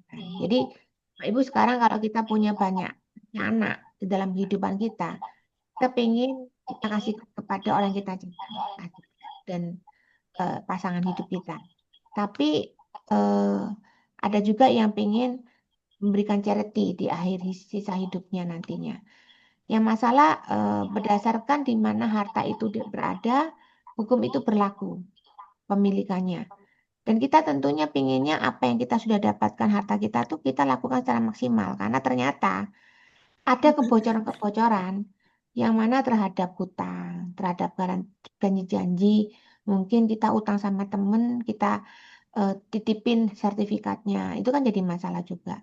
Terhadap pajak-pajak income-nya, terhadap inheritance-nya, terhadap biaya seperti funeralnya, medical fee-nya, segala macam itu menjadi kebocoran-kebocoran kalau aset kita ternyata tidak dijaga dengan baik. Harapannya kita berikan secara maksimal. Kalau kita punya aset yang kita sudah siapkan dalam bentuk aset yang sehat atau well protection, setidaknya aset yang akan cair kepada generasi lanjut orang yang kita cintai, harapannya itu maksimal. Tapi benar nggak kita sudah siapkan mitigasinya yang mana dari sejak kita mulai bekerja itu sampai kita suatu saat pensiun, itu kita itu selalu mengembangkan kekayaan dan rata-rata menurun karena untuk biaya hidup, untuk biaya pensiun, atau bahkan sisanya bisa nol. Jangan sampai minus. Minus itu apa? Sampai sakit pun akhirnya anak harus utang sana sini. Jadi beban orang tua. Maka itulah saatnya kita memikirkan tentang legacy planning atau asset planning. Janjinya itu adalah, good news-nya adalah kalau kita melaporkan dengan baik, tadi Citono juga ngomong, bahwa ada aset yang paling baik, yang mana aset itu tidak meninggalkan beban pajak. Aset itu adalah aset yang sangat smart yang menguntungkan, yaitu bukan menjadi objek pajak. Di mana saya tambahkan lagi di pasal 168 tahun 2023 bahwa pajak atas asuransi itu bukan merupakan objek pajak. Jadi di sini dipertegas penghasilan yang dipotong dari PP 21 yang dimaksud dari penghasilan yang pasal namanya yaitu 61 diterima dari wajib pajak dalam negeri, maka atas santunan asuransi berupa asuransi kesehatan, kecelakaan, asuransi jiwa, asuransi dwi guna maupun beasiswa itu bukan objek pajak. Jadi dibebaskan dari PP 21. Jadi firm ya Bapak Ibu, kalau Bapak Ibu mengikuti pasal ini itu akan bebas pajak. Selain itu kita juga ada bahas dividen yang bebas pajak itu ada.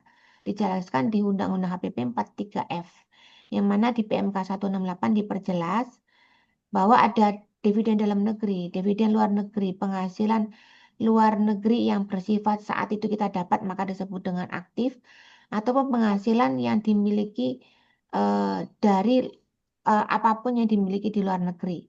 Itu bukan merupakan bisa menjadi bukan objek pajak atau dikecualikan dengan syarat.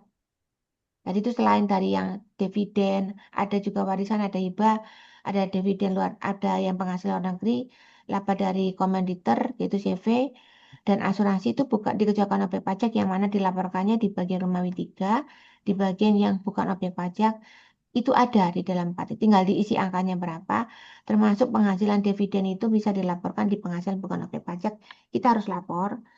Yang mana bila kita reinvestasikan, itu menjadi bukan objek pajak dan di-report. Direinvestasi sudah tapi nggak report, masalah juga. Jadi tadi ada SP2DK, SP2DK yang Chief Tanu katakan tuh betul. Hari ini banyak sekali klien saya yang sudah dapat surat cinta cuman gara-gara punya bunga yang didapat dari tabungannya di apa Australia. Itu ditagih. Kalau kita nggak pernah laporkan, yaitu akan menjadi objek pajak yang bersifat tidak final atau progresif. Jadi caranya gimana supaya bebas pajak? Reinvestasikan di berbagai macam jenis dari obligasi investasi berupa bank syariah, berupa infrastruktur, artinya kita beli tanah dan bangunan, sektor real ya, itu termasuk penyertaan modal di perusahaan ataupun di manapun, yang pasti banyak hal termasuk salah satu investasi lainnya yang sesuai dengan ketentuan perundang-undang, di mana yaitu perundang-undangannya macam-macam ini termasuk salah satu keuangan yaitu dari yang kita belikan dalam bentuk dana pensiun ataupun berupa investasi yang sesuai dengan undang-undang, sesuai dengan perusahaannya yang sudah mendapatkan persetujuan OJK. Jadi perusahaan asuransi yang pasti terdaftar di OJK, kita investasikan di berbagai macam produk yang sifatnya ada investasinya, itu silakan dilaporkan menjadi bebas pajak. Dan dilaporkannya maksimal diinvestasikan sampai kalau tahun ini kita dapat maksimalnya sampai Maret 2026 dan nggak bisa backdate kalau kita sudah ketinggalan lapor yang 2024 punya nggak bisa backdate yang 2024 harus bayar pajak tidak finalnya. Sedangkan yang sekarang maksimal dilapor 3 bulan setelah di tahun perjalanan dan kalau wajib badan itu 4 bulan. Yang pasti selama direinvestasikan menjadi bukan objek pajak. Contohnya tahun 2022 terima dividen, dia harus laporkan di 2023, 24, dan 25. Kalau 2023 baru terima, maka dilaporkan 24 dan 25. Dan seterusnya itu yang disebut 3 tahun seperti itu. Dan cara di Cortex, kita bisa melaporkannya realisasi investasi, diaktifkan di bagian layanan, dipilih yang biaya permohonan layanan, terus kemudian kita masukkan secara detail di AS301-nya itu merupakan biaya ininya kita laporkan detail sehingga menjadi bukan objek pajak. Jadi dilaporkan di sini dan cara melaporkannya adalah dilaporkan di LA39 kita pilih, terus kemudian realisasi kita tulis kemana, ditambahkan di situ dan eh, dari mana, yang pasti ada pilihan dividen domestik dari Indonesia, luar negeri berupa perusahaan yang go publik, perusahaan swasta maupun badan usaha tetap. Balik lagi yang untuk dividen dari perusahaan luar negeri itu harus 30% dibagikan baru bisa bukan objek pajak. Kalau di bawah 30% yang dibagikan ke klien-klien yang dibagikan dari penghasilan luar negeri yang kita dapatkan dari luar negeri itu selama kita sudah laporkan direinvestasikan, kemudian kita reporting bukan merupakan objek pajak, termasuk laba bersih dari luar negeri, termasuk penghasilan luar negeri non BPE. Jadi apapun yang kita dapatkan, dan kita bisa pilih bentuknya diinvestasikan kemana. Ada juga pilihan kalau berupa asuransi tinggal diinvestasikan menurut OJK, dan kita tinggal lapor sehingga bentuknya reportnya kayak gini.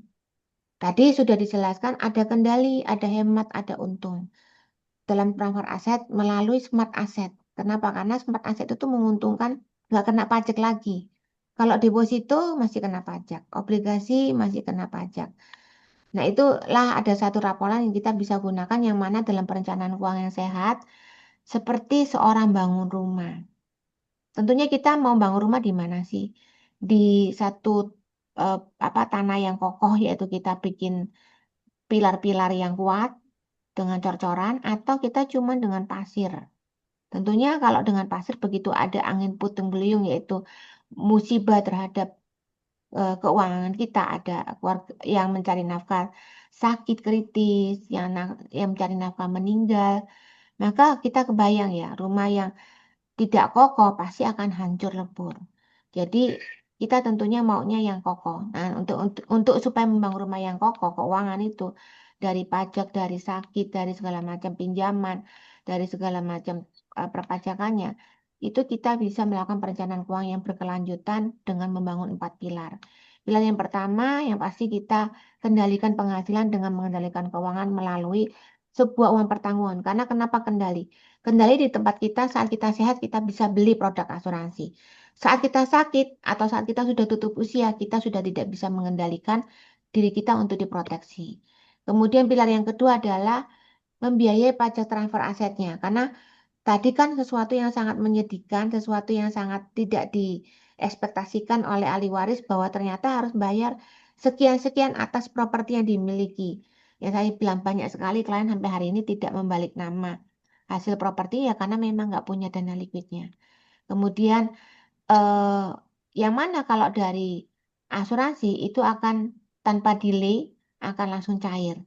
Kemudian yang ketiga pilarnya adalah terhadap biaya tak terduga. Kita harus hemat. Yang pasti kita sisihkan uang kita. Terjadi satu sakit kritis, kita bisa yang namanya tetap membiayai biaya hutang-hutang kita, membiayai biaya kehidupan keluarga dan anak-anak sekolah kita. Minimum 5 kali dari penghasilan setahunnya. Baru dan asuransi kesehatan tentunya. Pilar yang keempat adalah untuk menguntungkan. Jadi tingkatkan aset yang berkelanjutan dengan diversifikasi. Ya boleh tabungan, boleh deposito, boleh apa. Tapi ada produk-produk juga yang memberikan hasil pasti dengan imbal yang sangat bagus melalui dana pendidikan, dana pensiun, investasi yang lainnya itu adalah program-program yang sangat mendukung untuk pilar-pilar kita dalam memiliki keuangan yang berkelanjutan. Jadi sebuah polis adalah tanpa bikin surat waris pada waktu kita akan memberikan karena tidak akan disita, tidak akan ada rebutan karena jelas nama siapa yang akan menerima ahli warisnya berdasarkan perjanjian elektoral itu akan dibayarkan dan bebas pajak dan satu lagi nggak ada delay karena pasti lebih mudah. Sedangkan hari ini banyak properti yang masih atas nama orang yang meninggal sampai hari ini. Karena apa? Karena delay nggak punya uang nggak bisa langsung dibalik nama ke nama orang tersebut. Kemarin ada yang datang ke saya konsultasi itu sudah anak tunggal, dia itu orang tuanya sudah meninggal, yang terakhir papanya meninggal pun meninggalkan. Dia punya 8 restoran di kawasan mewah di Jakarta, di Menteng. Luasnya juga nggak tanggung-tanggung, bisa 800 sampai 1 hektar tanahnya. Kebayang berapa puluh M. Hari ini tuh sudah dicatat itu adalah milik PT, tapi belum dibalik nama dari nama ayahnya ke PT. Sehingga hari ini harus dibalik nama dulu ke ahli waris, baru bisa dinamakan PT. Sudah diakui secara pembukuan, secara pajak bahwa itu milik PT, tapi tidak dibalik nama secara proses hukumnya, itu jadi masalah. Sehingga ada risiko akan diwariskan lagi kalau dia sampai nggak punya uang. Karena itu perlu yang namanya harta pendamping, supaya kita bisa mempersiapkan harta-harta kita kepada transfer aset yang lebih smooth, yang mana kalau kita kehilangan di dalam transfer aset itu dengan asuransi itu dengan memberi proteksi 10%. Jadi sisihkan 10% dari tabungan dari income kita untuk melindungi 90%. Bahkan pajak waris itu kita sedianya kita siapkan lagi dari 10% nilai properti kita.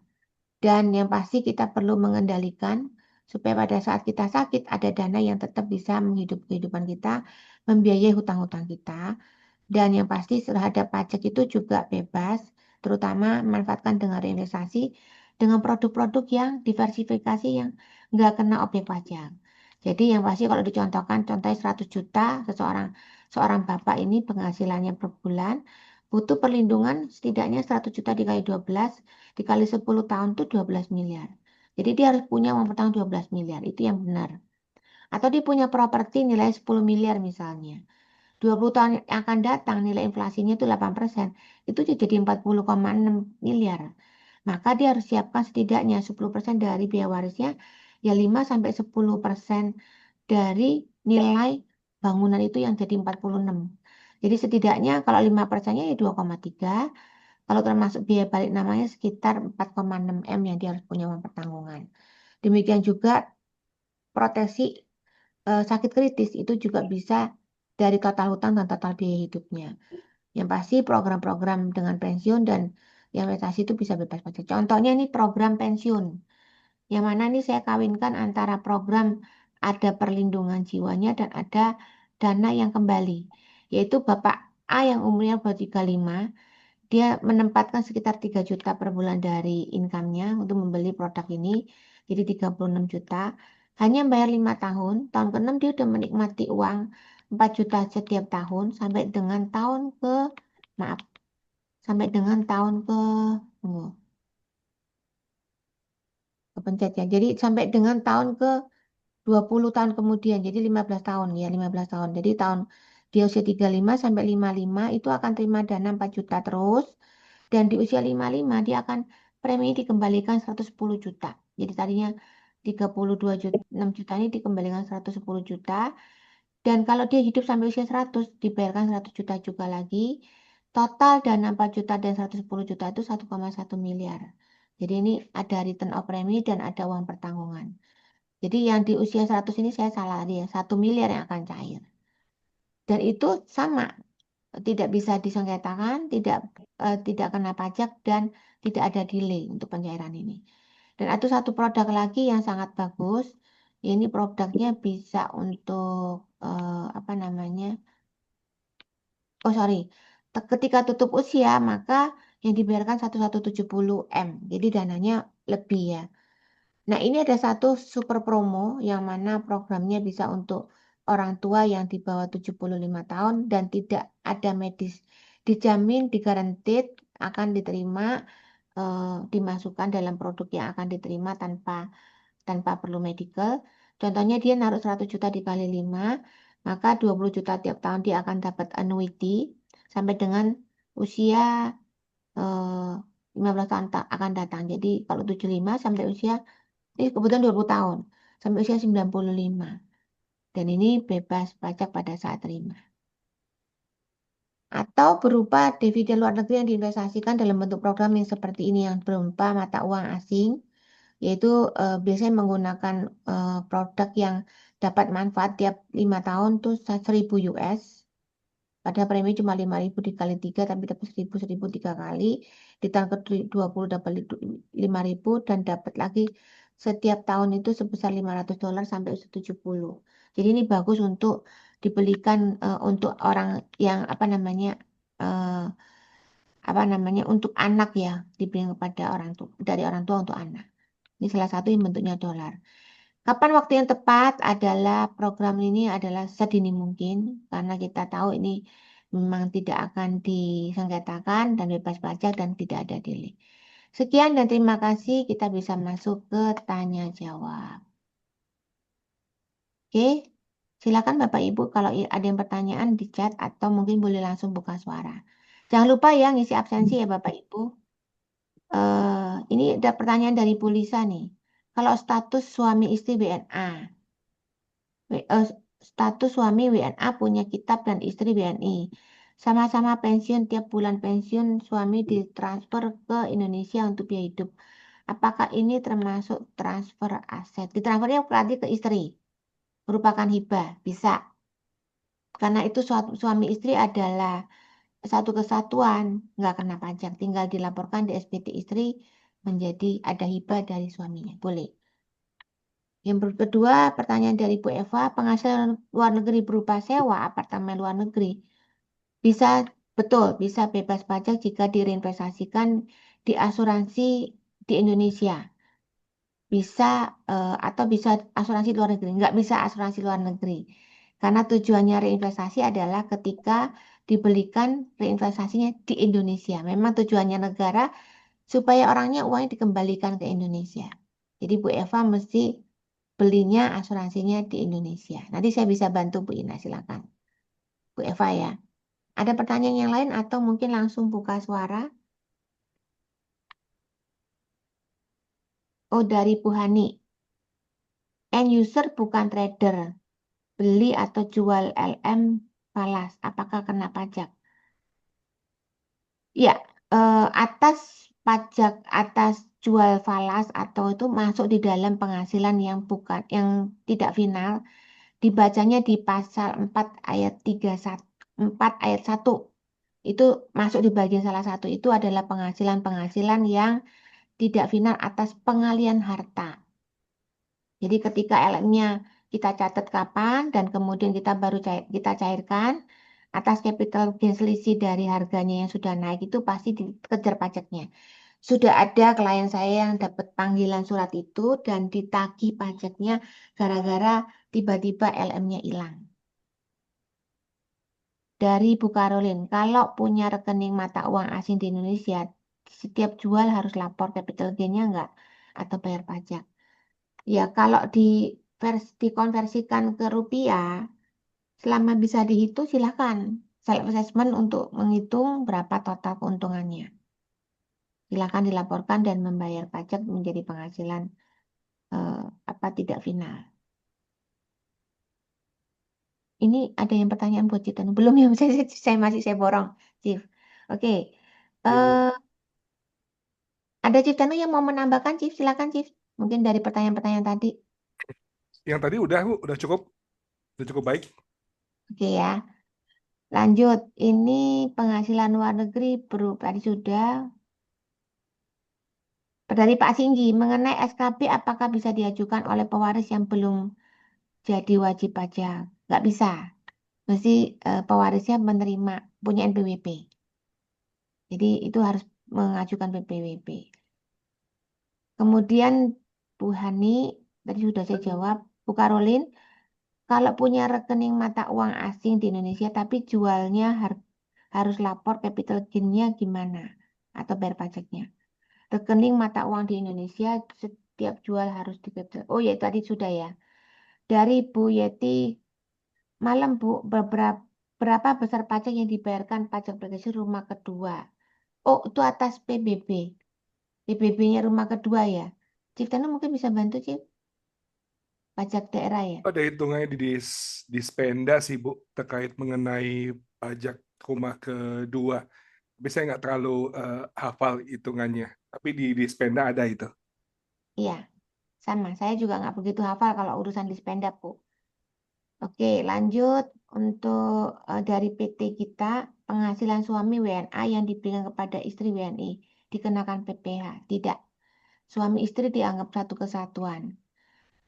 Asal ya suami tadi itu ya urusan si WNA-nya ini kalau dia menjadi wajib pajak Indonesia yang tinggal di Indonesia memang dia punya kewajiban melapor di Indonesia sih.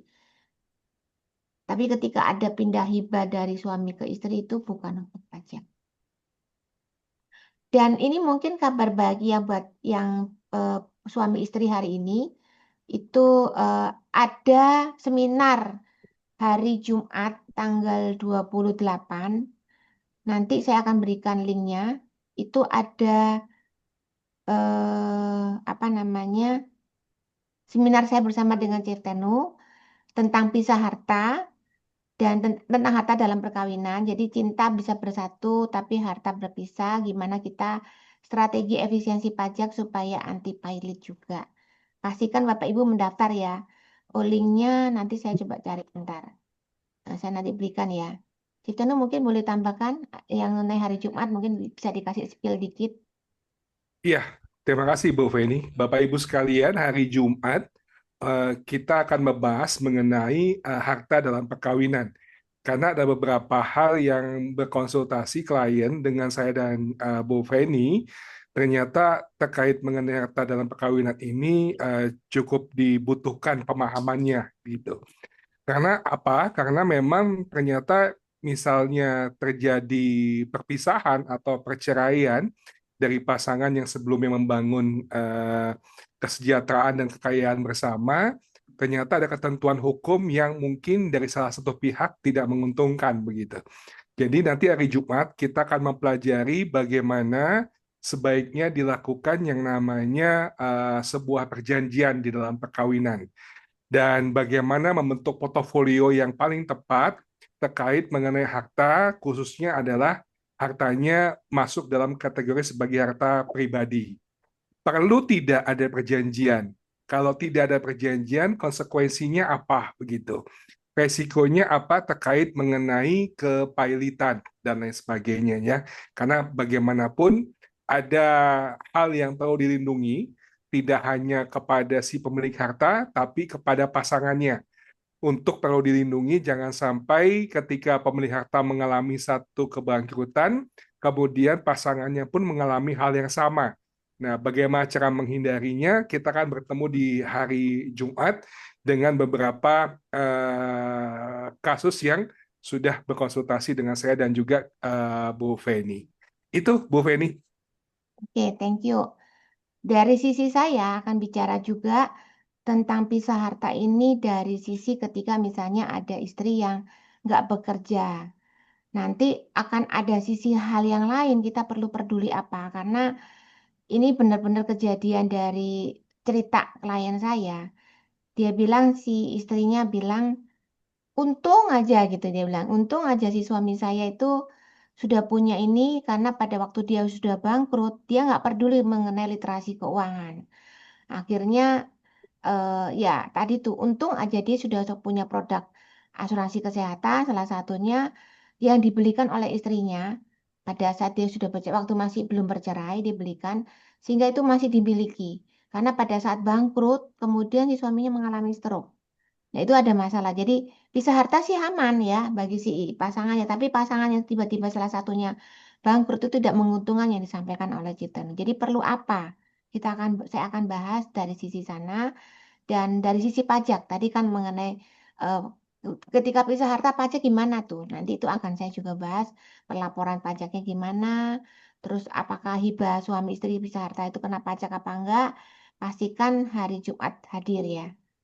Itu saya sudah bagikan linknya, silakan daftarkan di di Bitly Masalah Harta. Saya dengan Ciptenu lagi, pastikan hadir. Oke, saya lanjut dengan pertanyaan dari BKMS Pak Agung. Eh, untuk dividen yang direinvestasikan selama 3 tahun, apakah selama rentang waktu 3 tahun tersebut dalam apa diperbolehkan adanya perubahan jenis investasinya? Misalnya tahun pertama saham, tahun berikutnya obligasi boleh. Sangat boleh asal nanti di reporting karena perubahannya itu memang selama 3 tahun pun di report. Jadi berubah apa? Boleh berubah-ubah. Mungkin kita ada menambahin lagi? Cukup? Eh, Cukup, Bu Feni, itu betul ya. Itu sering menjadi pertanyaan sebetulnya di teman-teman wajib pajak. Jadi itu boleh dilakukan. Itu, Bu Feni. Hmm. Kemudian Bu Tina menanyakan, ada pertanyaan pertama, kalau ama kerja, ama itu siapa ya? Ama kerja di luar negeri, anak kali ya, Oh anak kerja di sorry, Bu, ya ya, selama kerja di luar negeri. boleh. Pas balik Indonesia apakah akan kena pajak? Dan apakah ada treaty pajak, tes treaty? Kalau sudah bayar pajak atas hasil kerja di luar negeri, balik balik di Indonesia, apakah perlu bayar pajak lagi? Yang pertama ini saya jawab dulu. Ketika anak di luar negeri ya nggak perlu lapor, karena kan dia meninggalkan lebih dari 183 hari, nggak perlu lapor di Indonesia apapun. Sampai dia memupuk kekayaan di sana bertahun-tahun pun nggak perlu lapor. Nanti begitu pulang Indonesia, tergantung di Indonesia pas tahun berapa nih?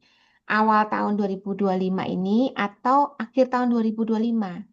Kalau akhir tahun 2025 ya dia masih belum lapor. Nanti di 2026 baru dia lapor. Tapi kalau misalnya 2025 ini ternyata di bulan November ini sudah pulang, tapi mulai Desember ini sudah punya income dari Indonesia. Nah, saat itu memang punya kewajiban melaporkan Indonesia walaupun sudah sempat tinggal di luar negeri 183 hari. Kenapa? Gara-gara punya penghasilan di Indonesia, jadi punya kewajiban untuk melapor di Indonesia. Dan dilaporkan termasuk terus seluruh harta yang didapat, nggak akan ada kena pajak atas harta yang tiba-tiba itu. Jadi nggak usah khawatir. Apakah ada tax treaty? Ya misalnya tadi sempat 3 bulan tinggal kerja di luar negeri dan sisanya mungkin sekitar 9 bulan kerja di Indonesia. Jadi kan ada penghasilan penggabungan dan itu ada pajak yang bisa di apa namanya kompensasikan yaitu menjadi pasal 24 atas pajak yang diberlakukan 3 bulan sementara di luar negeri itu. Dan apakah ada tax treaty? Ada, itu bisa berlaku. Jadi nanti kalau misalnya di negara mana bisa aja pajaknya itu eh, diakui berapa gitu. Yang berikutnya yang kedua adalah warisan dan hibah secara garis lurus selain pajak balik nama masih ada nggak pajak yang perlu dibayar? Ya, untuk yang balik nama yang pasti untuk pajak hibah itu ya cuma tanah dan bangunan. Kalau tanah dan bangunan itu cuman ya itu tadi pajak hibah itu aja. Tapi untuk yang lain itu nggak ada pajaknya lagi. Untuk uang itu nggak ada, hanya tanah dan bangunan. Sorry Bu, saya langsung aja Bu ngomong ya, bicara. Ya, Maksudnya gini Bu Penny, kalau seandainya warisan dia dapat warisan itu berupa properti, berarti kan kita harus bayar pajak BPHTB itu. betul, Selain itu nggak ada kena pajak Bu. nggak ada. Oh, tapi mungkin orang awam kok, makanya terakhir kan orang awam suka cerita, waduh sekarang kalau warisan juga dikenain pajak. Mungkin maksudnya BPHTB itu ya Bu ya. Ya, PPATB itu merupakan ya sebenarnya dibilang pajak waris karena itu bea, tapi sebenarnya ya namanya bagian daripada pajak, cuman kantongnya Pemda. Tapi BPHTB itu tarifnya sama dengan juga kita sekian persen dari yang biasa jual beli kan? Sama, ya 5%. Dan 2,5%-nya itu tadi harus dipengajukan SKB. Nah, itu dengan syarat sudah dilaporkan di SPT sehingga SKB-nya akan dipenuhi. Nol. Tapi kalau SKB-nya itu ternyata ternyata di SPT-nya nggak dilaporkan hartanya, SKB-nya biasanya nggak disetujui sehingga bayar 2,5% plus denda atas kepemilikan harta nggak dilapor. Jadi ada pengungkapan harta. Oke Bu. Bu, satu lagi Bu. Ya, Tadi yang berupa kalau anak kerja di luar negeri itu kan sering ada bicarakannya kalau nanti pulang ke Indo bakal dari penghasilan itu bakal dikena pajak enggak Ibu ya? enggak. Saya selama ini sudah melakukan itu. Sudah banyak yang saya bantu begitu pulang Indonesia langsung lapor sebanyak-banyaknya aman.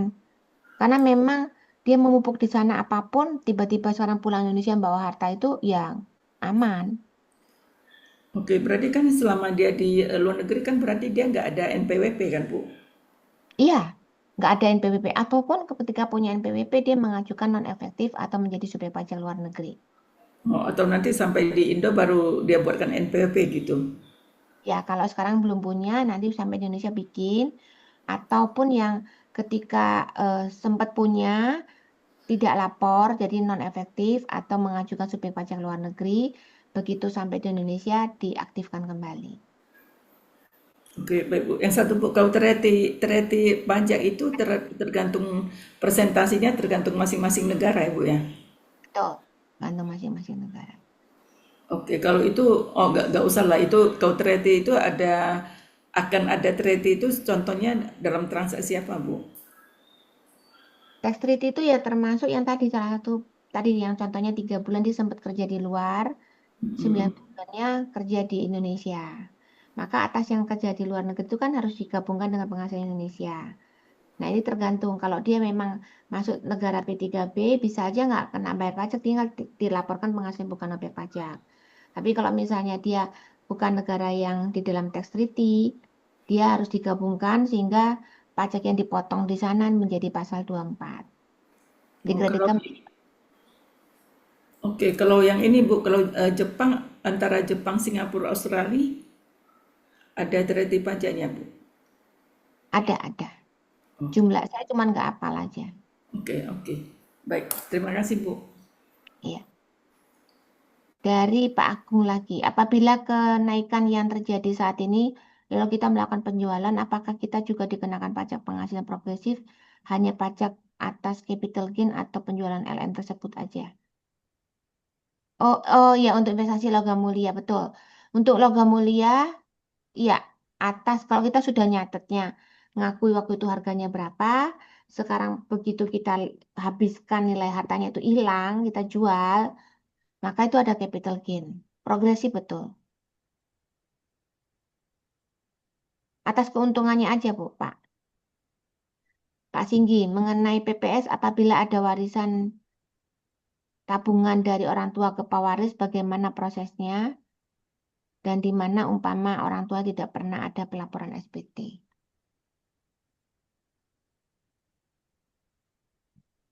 Ciptanu mungkin boleh bantu. Iya, bila ada warisan tabungan dari orang tua ke pewaris, itu bagaimana prosesnya? Di mana umpama orang tua tidak pernah ada laporan SPT. Nah, ini kalau misalnya terkait mengenai PPS, harapannya sih terkait mengenai dana tersebut sudah mengikuti di dalam program PPS ya, Bapak dan Ibu sekalian ya, terutama Pak Singgi ya. Tapi kalau misalnya ternyata ada dana tunai dari orang tua, kemudian ini dana memang tidak pernah masuk dalam laporan SPT, maka akan jadi resiko buat si penerima dalam bentuk warisannya begitu. Walaupun sebetulnya kita kalau mengacu pada Undang-Undang Nomor 7 Tahun 2021, yang namanya warisan itu dikecualikan dari objek pajak memang. Akan tetapi sama seperti penjelasannya Bu Feni tadi terkait mengenai properti misalnya gitu ya, dia perlu membuat satu surat apa namanya bebas pajak gitu ya. Maka pun juga dengan dana tunai pun juga demikian gitu. Jadi kalau misalnya ternyata memang tidak jumlahnya cukup signifikan, kemudian diwariskan kepada anak gitu ya, kemudian ternyata terdeteksi sama kantor pajak dan ditanyakan mengenai sumber dana tersebut gitu ya, yang ternyata belum pernah dilaporkan dalam SPT orang tua, maka resikonya dia bisa kena resiko terkait mengenai pajak penghasilan akan dianggapnya gitu ya, belum nanti terkait mengenai denda dan lain sebagainya begitu. Harapannya sebetulnya adalah ini sudah diikutkan dalam PPS kalau terkait mengenai itu. Nah, apa namanya pembelaannya adalah sebetulnya dia harus bisa membuktikan bahwa memang ini adalah hasil dari warisan. Artinya kalau misalnya ini menjadi satu ranah debatable, maka si anak perlu membuat yang namanya SKAW terlebih dahulu. Seperti bahasa Bapak Ibu sekalian ya, ketika ada yang meninggal dunia, kita buat dulu surat keterangan ahli waris. Surat keterangan ahli waris sebelumnya adalah dibuatkan yang namanya akta kematian. Jadi dengan dua surat ini membuktikan bahwa siapa yang meninggal dan siapa sebagai ahli warisnya begitu. Walaupun dari dua dokumen ini sebetulnya tidak menggambarkan harta warisannya seberapa banyak dan lain sebagainya.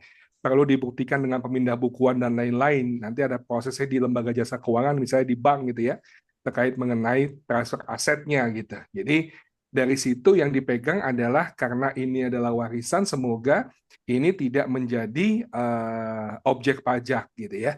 Semoga itu bisa diterima oleh petugas pajak. Walaupun nanti resikonya adalah yang mungkin bisa terjadi dianggap sebagai satu penghasilan dari orang tua yang belum pernah dilaporkan, belum pernah dikenakan pajak, sehingga ketika pindah kepada putra-putrinya menjadi potensi objek pajak. Itu resiko yang mungkin terjadi gitu ya. Resiko itu mungkin terjadi karena ini bentuknya adalah nilai tunai. Resiko itu pasti terjadi kalau bentuknya memang properti. Kalau properti kita agak sulit untuk mencegah di mana proses peralihannya dari PPAT ya, pejabat pembuat tata tanah, itu pasti dia akan laporkan langsung kepada petugas pajak atau kantor pajak gitu.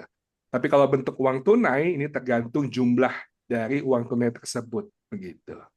Gitu Bu Feni mungkin bisa dilengkapi. Oke, cukup sih. Makasih, Chief. Saya lanjut ke Sama-sama. pertanyaan berikutnya. Mm-mm.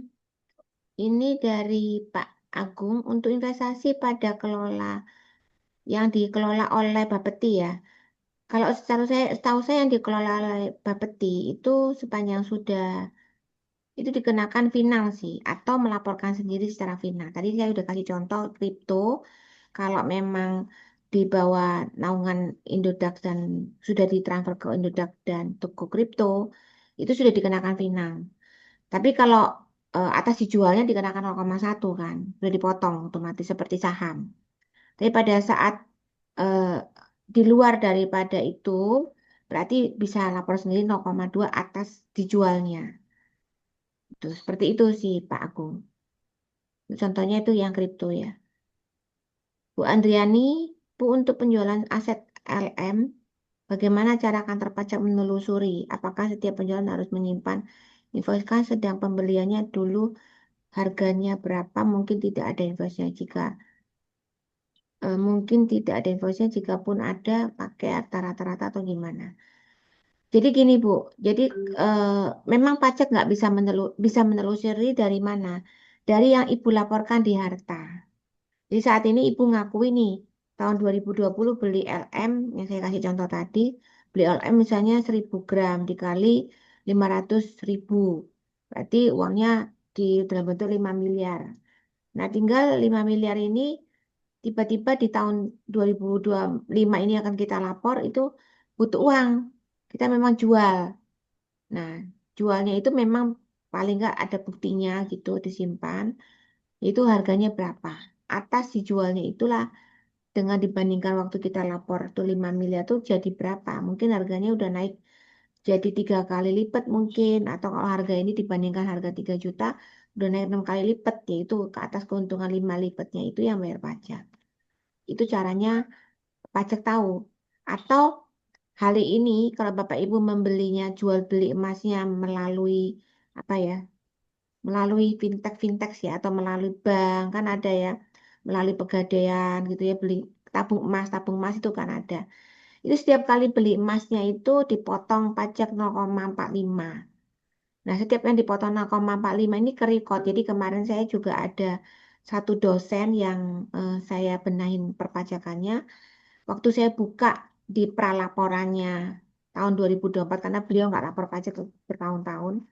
Begitu saya buka di DJP-nya, tuh ternyata banyak tuh. Ternyata dia bilang saya memang iseng main jual beli emas di apa namanya di bank kan ada kan ya sekarang tabung emas tuh di bank. Jadi itu ada potongan pajak PPh 23 dan PPh 22. Ketahuan otomatis ke record kan bahwa kita itu memang punya tabungan emas.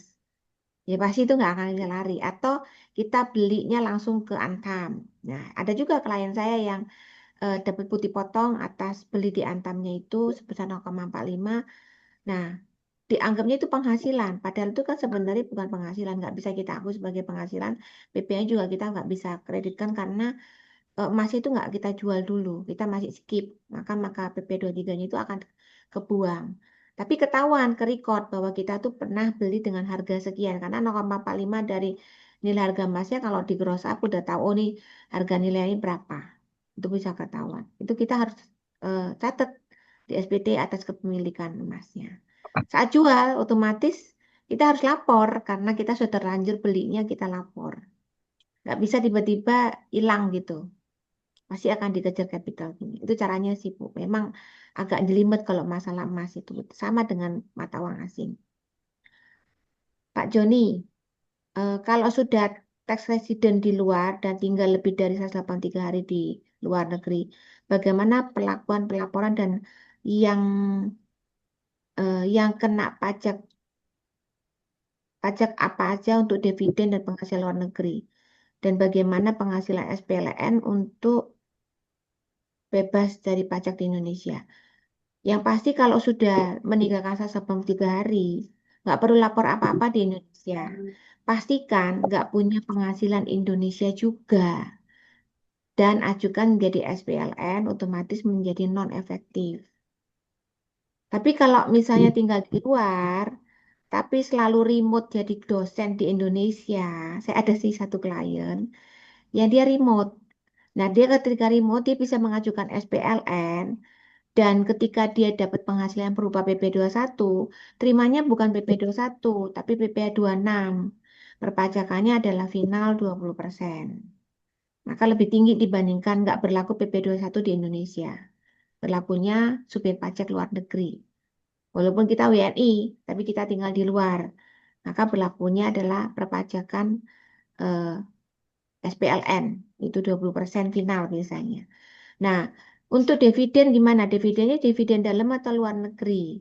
Kalau terimanya di luar ya nggak perlu lapor di Indonesia. Maka kalau memang sudah di luar, udah jangan punya penghasilan Indonesia.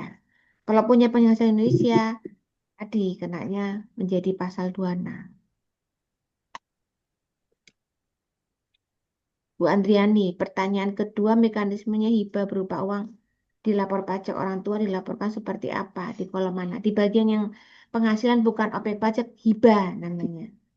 Yang tadi saya coba share ya di bagiannya di sini tuh Bu. Bentar.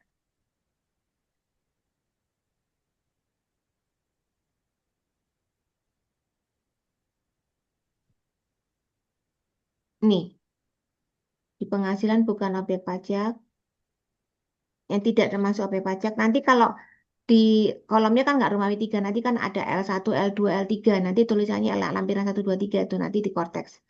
Cari yang bagian penghasilan lainnya yang dikecualikan dari objek pajak. Sorry, hibah itu di sini. Hibah di sini, warisan di sini. Nanti ada kolomnya. Akan ditanya, apakah ada penghasilan yang bukan objek pajak? Jawabnya iya, nanti akan ada kolom-kolom mirip ini di korteks ya Bu ya. Jadi kurang lebih kayak gitu ya. Terus, eh,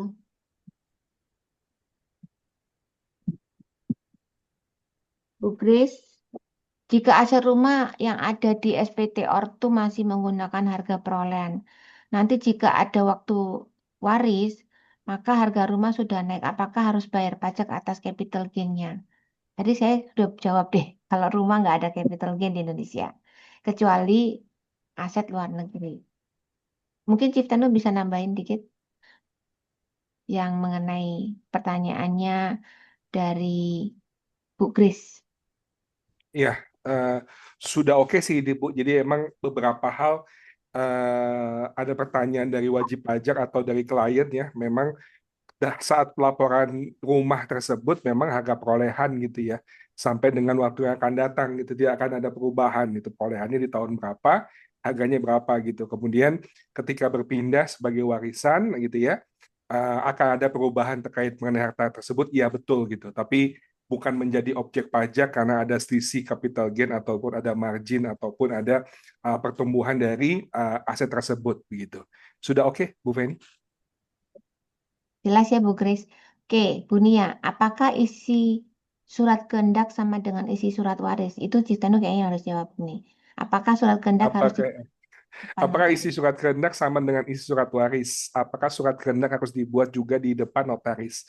Tadi tuh saya sebetulnya menyebutkan pada bagian yang sama, Bu. Jadi mengacu pada hal yang sama. Sama itu maksudnya apa? Saya sebetulnya mau ngomongin mengenai wasiat sebetulnya.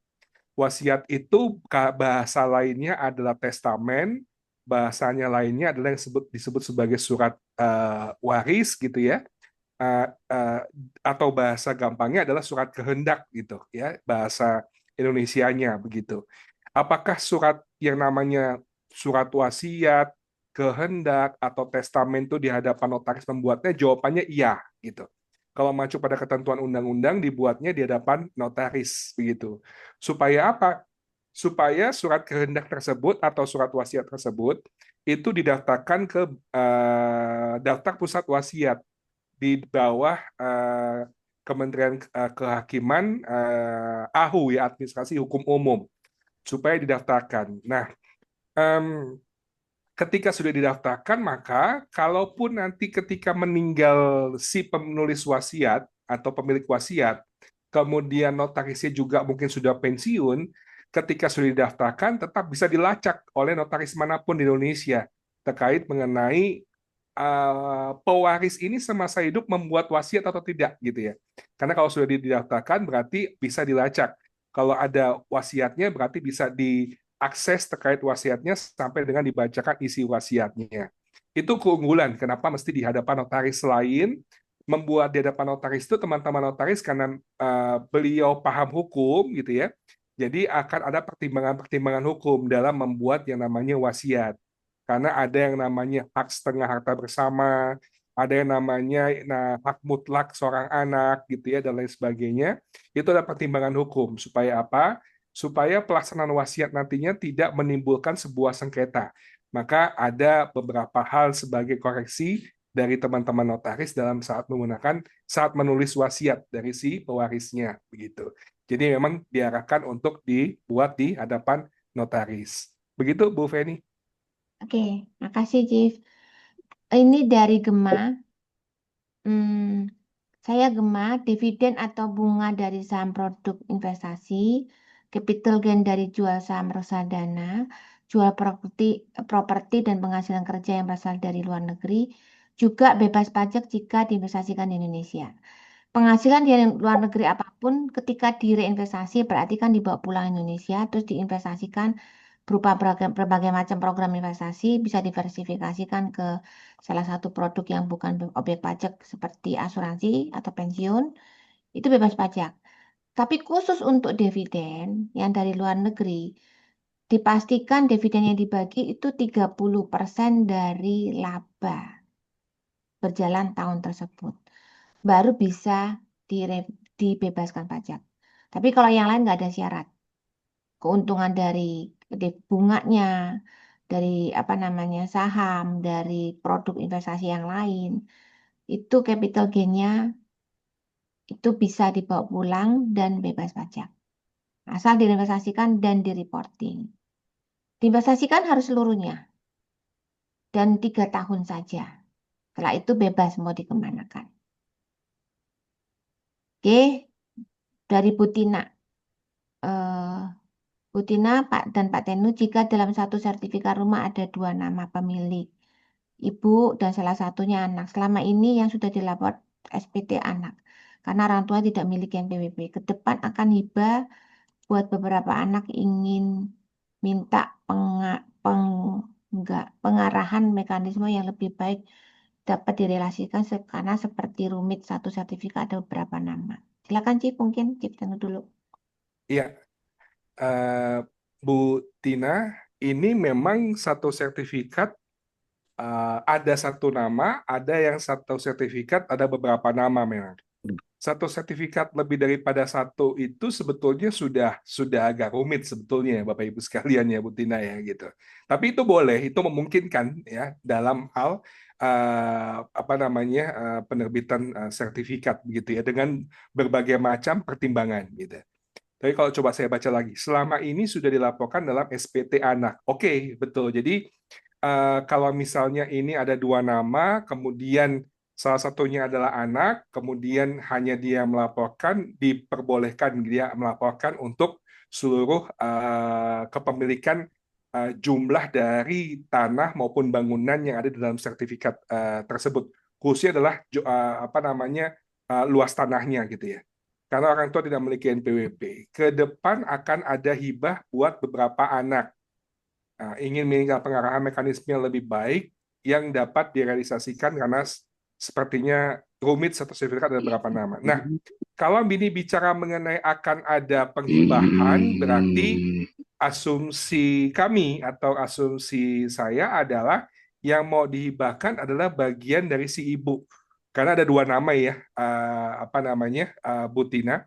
Ada 2 nama, berarti anak punya hak 50, ibu punya hak 50. Anak setengah, ibu setengah dari keseluruhan luas tanah dalam sertifikat tersebut begitu. Nah, asumsi saya atau asumsi kami adalah bagian yang ibu yang akan dihibahkan gitu ya. Nah, untuk bisa membantu merealisasikan di kemudian hari terkait mengenai apa namanya eh, terkait mengenai hibah ini, berarti hibahnya adalah dari sisi si ibunya untuk kepada yang ditunjuk.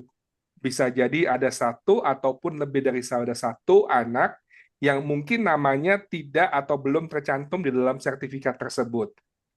Nah, prosesnya akan seperti apa?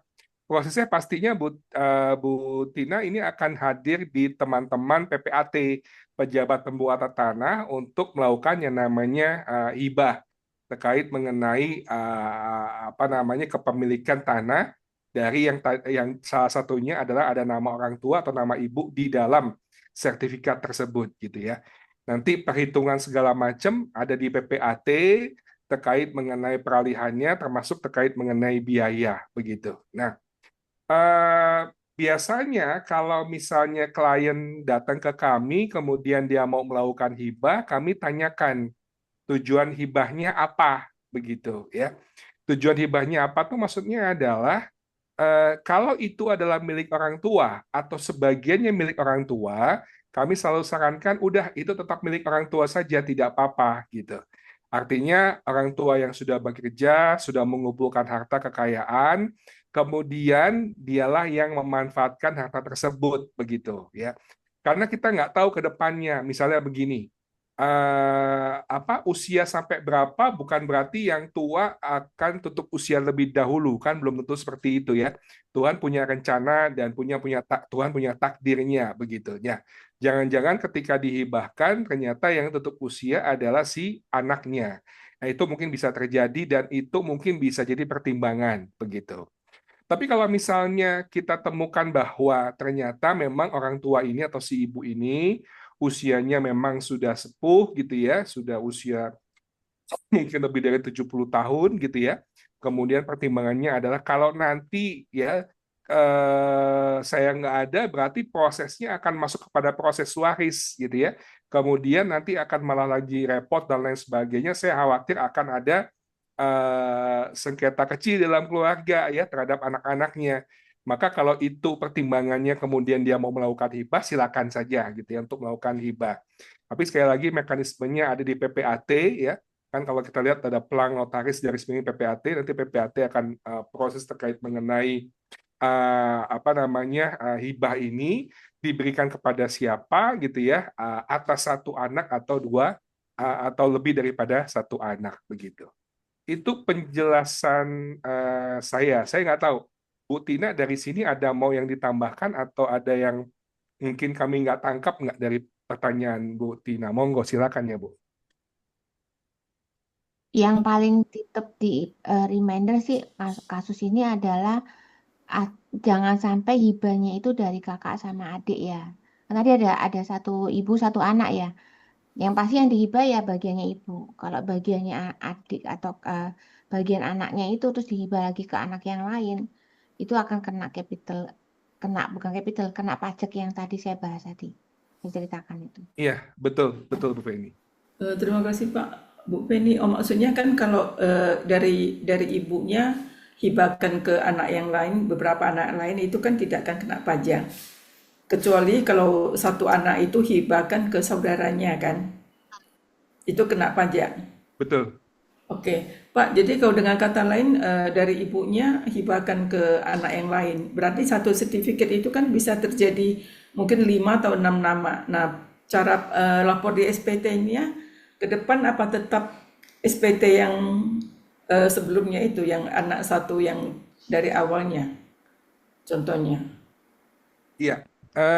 Gini, ada beberapa hal sih, ada beberapa kasus sih. Ada yang dari 5 anak tersebut, salah satu mewakili dari anak-anak yang lain untuk melaporkan utuh atas tanah tersebut. Misalnya tanahnya jumlahnya adalah 500 meter persegi gitu ya. Ada 5 anak dalam sertifikat gitu ya. Kemudian dia melaporkan utuh atas sertifikat tersebut. Ada juga yang memang dipecah gitu. Jadi karena dia ada 5 dalam sertifikat dengan jumlahnya 500 meter persegi, maka dia laporkan masing-masing berlima melaporkan gitu. Nah, melaporkannya dengan memecah ya, masing-masing melaporkan 100-100 gitu. Jadi ada beberapa pilihan untuk laporannya gitu. Nah, yang penting adalah memang dilaporkan gitu. Salah satu boleh, kelima-limanya boleh. Nah, untuk ini mungkin Bu Feni bisa tambahkan Bu. Ya, yang pasti kalau mau amannya sih sebenarnya masing-masing sih melaporkan bagiannya seperlima seperlima kalau memang dapatnya seperlima berdasarkan persentase yang ditulis di sertifikat sih Bu. Jadi kalau kan itu nanti dikasihin. Cuman kalau ngomong masalah aset dipakai nama 5 orang, kebayang nggak sih satu tutup usia itu repotnya bukan main. Ya. Terus kemudian belum lagi kalau yang satu nggak setuju dijual. Jadi tambah repot lagi. Kenapa mesti dihibah ke banyak anak? Paling caranya adalah kalau pengen kasih sesuatu, kasihnya ya sebagian berupa cash atau kalau memang nanti buat masa depan lebih nggak jadi sengketa, yang bagian ini misalnya, oh ya tuh anaknya mau nih terima berupa aset. Nah, sisa-sisanya itu nanti anak-anaknya dikasihnya berupa uang pertanggungan asuransi. Itu yang lebih smart lagi. Oh, oke. Ya. Ya, baik Bu. Terima kasih Bu. Terima kasih Bu Gani. Terima kasih Pak Tim. Jadi ke Bu Yeti, kalau belinya bukan dari Antam, dari Retro, dari atau dari emas perhiasan, kalau dijual perhitungannya ada capital hitung sendiri betul, secara assessment betul hitung sendiri aja. Dari Gema lagi, satu pendapatan sewa properti juga asal dibawa balik tidak bayar pajak betul. Untuk harta peroleh luar negeri yang diperoleh di tahun 2024. Yang tadi ya, sewa properti kan di sana ada pajak yang berlaku di luar sana. Itu yang kita bisa bawa pulang, kita investasikan bersihnya setelah dipotong pajak. Itu menjadi penghasilan bukan objek pajak. Yang kedua, harta pengeluaran luar negeri yang diperoleh tahun 2024 yang 2024 harus sudah diinvestasikan dibawa ke Indonesia paling lambat tahun berapa? 2024 paling lambat Maret 2025. Jadi nggak bisa lapor yang punya 2024 itu terlambat. Yang bisa pelapor adalah 2025 paling lambat Maret 2026 diinvestasikan. Dan di report juga paling lambat Maret 2026. Sama. Berbarengan sama SPT tahunannya. Jika dividen jual saham tidak perlu, harus 30% kah? Kalau dividen jual saham, kalau dividen dari saham, harus 30% dari yang dibagikan dari labanya perusahaan itu. Jadi dia biasanya tanya, laba perusahaannya berapa? Dividen yang dibagikan berapa? Itu suka isi pada waktu ngisi reportingnya. Jadi kalau itu tetap harus bayar progresif. Jadi kalau emang lebih dari 30% aman.